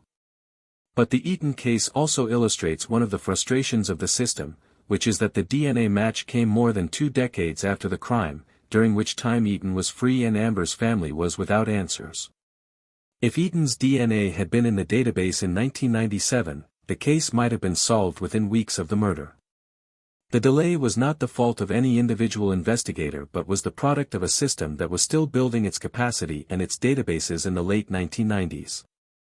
Once the DNA match to James P. Eaton was confirmed through secondary testing, the Walworth County Sheriff's Office moved quickly to build a case for prosecution. The DNA evidence was the cornerstone, but prosecutors needed more than a DNA match to file charges. They needed to establish a connection between Eaton and the crime scene, between Eaton and the victim, and between Eaton and the geographic area where Amber's body was found. This is where the investigative work of Detective Sergeant Robert Holtz and his colleagues became critical, because they had to take the DNA match, which was a scientific fact, and embed it in a narrative that would satisfy the requirements of probable cause for arrest and eventually proof beyond a reasonable doubt at trial. The investigation into Eaton's background, his movements, his associations, and his potential connection to Amber Creek proceeded with urgency and thoroughness. Investigators sought to determine whether Eaton had been in the Walworth County area in early February of 1997, whether he had any connection to the specific location where Amber's body was found, whether he had any history of behavior that was consistent with the predatory nature of the crime, and whether there was any explanation for his DNA being on Amber's body other than his direct participation in the sexual assault and murder. The geographic connection was established through Eaton's known residency and movements in the region. He was a person who had lived in or had regular access to the Walworth County area, which meant that his presence at the remote location where Amber's body was found was not inherently implausible. This geographic link, combined with the DNA match, created a powerful circumstantial case that Eaton was the perpetrator. On November 13, 2018, James P. Eaton was arrested and charged with first-degree intentional homicide, sexual assault, and hiding a corpse in connection with the death of Amber Creek. The arrest was announced at a press conference by Walworth County Sheriff Kurt Picknell and other law enforcement officials, who described the DNA match as the breakthrough that had finally solved a case that had haunted the department for more than 2 decades. The announcement was a moment of profound significance for the community and for Amber's family, who had waited more than 21 years for the person responsible for Amber's death to be identified and held accountable. The legal proceedings against James P. Eaton moved through the Wisconsin court system over the following months. Eaton was held in custody on the charges, and the prosecution began the process of discovery, sharing evidence with the defense and preparing for trial.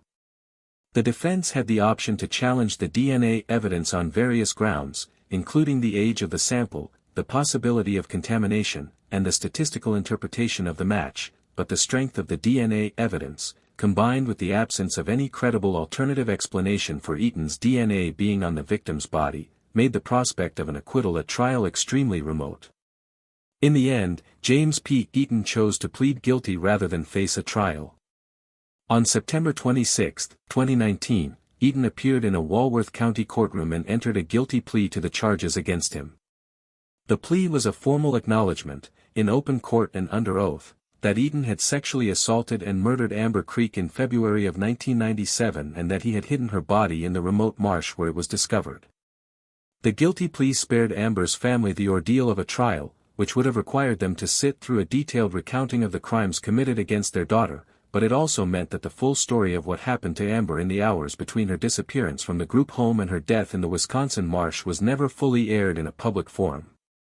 The factual basis for the guilty plea, which was presented to the court as part of the plea proceeding, included the DNA evidence, the geographic and temporal connections, and any other evidence the prosecution had assembled, but the specific details of Eaton's encounter with Amber and the sequence of events leading to her death were not disclosed with the level of granularity that a trial would have produced.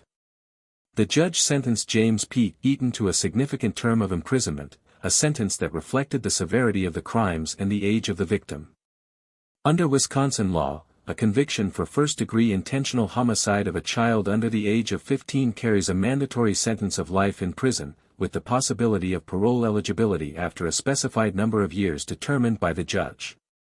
The judge in Eaton's case imposed a sentence that ensured he would spend decades in prison before any possibility of release, and given the nature of his crimes, actual release was considered highly unlikely. The conviction of James P. Eaton brought a resolution to the Amber Creek case that was both a triumph of forensic science and a sobering reminder of the limitations of the systems that are supposed to protect vulnerable children. Amber Creek was a 14-year-old girl in the care of the state when she ran away from her group home and was murdered by a man who exploited her vulnerability. The fact that she was able to run away from the group home, the fact that she ended up 90 miles from where she was supposed to be, the fact that she encountered a predatory adult who was willing to sexually assault and murder a child, all of these facts point to systemic failures that extended far beyond the specific actions of James P. Eaton. The child welfare system, which is tasked with protecting children like Amber, operates under enormous constraints. Group homes are often understaffed, underfunded, and unable to provide the level of supervision and support that vulnerable teenagers need. The workers who staff these facilities are frequently underpaid and overworked, and the turnover rate in the field is high, which means that the children in the system often lack consistent relationships with caring adults who might be able to detect the signs of impending crisis and intervene before a child runs away. The system also faces the fundamental challenge that it cannot forcibly detain children who are not adjudicated delinquents, which means that a teenager like Amber, who had not committed a crime and who was in the system for protective reasons, had the legal right to leave the group home, even if doing so put her in danger. This tension between the rights of the child and the duty of the system to protect is one of the most difficult and persistent dilemmas in child welfare policy, and there are no easy answers. The Amber Creek case also raised questions about the intersection of the child welfare system and the criminal justice system, specifically the question of how runaways from group homes are tracked and recovered. In 1997, the systems for tracking missing children were less developed than they are today, and a teenager who ran away from a group home in Illinois might not generate the same level of law enforcement response as a child who was abducted from a stable home environment. The perception, however unfair, that runaways from the child welfare system are somehow less urgent than other missing children is a bias that has been documented in research on law enforcement responses to missing person reports, and while significant progress has been made in addressing this bias through legislation, policy changes, and training, cases like Amber's demonstrate that the bias had real and deadly consequences for vulnerable children. For Amber's family, the conviction of James P. Eaton brought an end to the uncertainty that had defined their lives for more than 2 decades.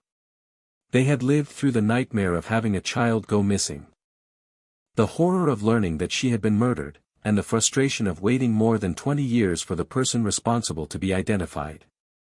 The guilty plea and sentencing provided a form of accountability that, while inadequate to the magnitude of their loss, at least acknowledged that Amber's life had value and that her death demanded consequences. The family's statements during the sentencing hearing, delivered through victim impact statements, were a powerful testament to the enduring love they felt for Amber and to the depth of the wound that her murder had inflicted on their lives. Detective Sergeant Robert Holtz, whose relentless pursuit of the Amber Creek case had been instrumental in its eventual resolution, was publicly recognized for his dedication. The role of individual investigators in solving cold cases is often underappreciated in a culture that tends to attribute breakthroughs to technology rather than to the human beings who deploy that technology with skill and persistence. In the Amber Creek case, the DNA technology was the tool, but Holtz was the craftsman who wielded it, and without his years of advocacy for the case, his maintenance of the evidence, his relationships with forensic laboratories, and his refusal to accept that the case was unsolvable, the DNA match to Eaton might never have been obtained because the evidence might never have been re-examined. Holtz's work on the Amber Creek case is a reminder that technology, no matter how advanced, does not solve cases on its own. It solves cases when it is in the hands of people who care enough to keep pushing. Today, James P. Eaton remains incarcerated in the Wisconsin prison system, serving his sentence for the murder of Amber Creek. The marsh in Walworth County where Amber's body was found has been reclaimed by the natural processes that govern that landscape, the seasons turning, the water rising and falling, the vegetation growing and dying in its annual cycle, indifferent to the human tragedy that was once revealed in its midst. The road nearby still carries a trickle of local traffic, and the people who drive past that spot have no way of knowing what was found there in February of 1997 unless they remember the news coverage from that time or have heard the story from someone who does.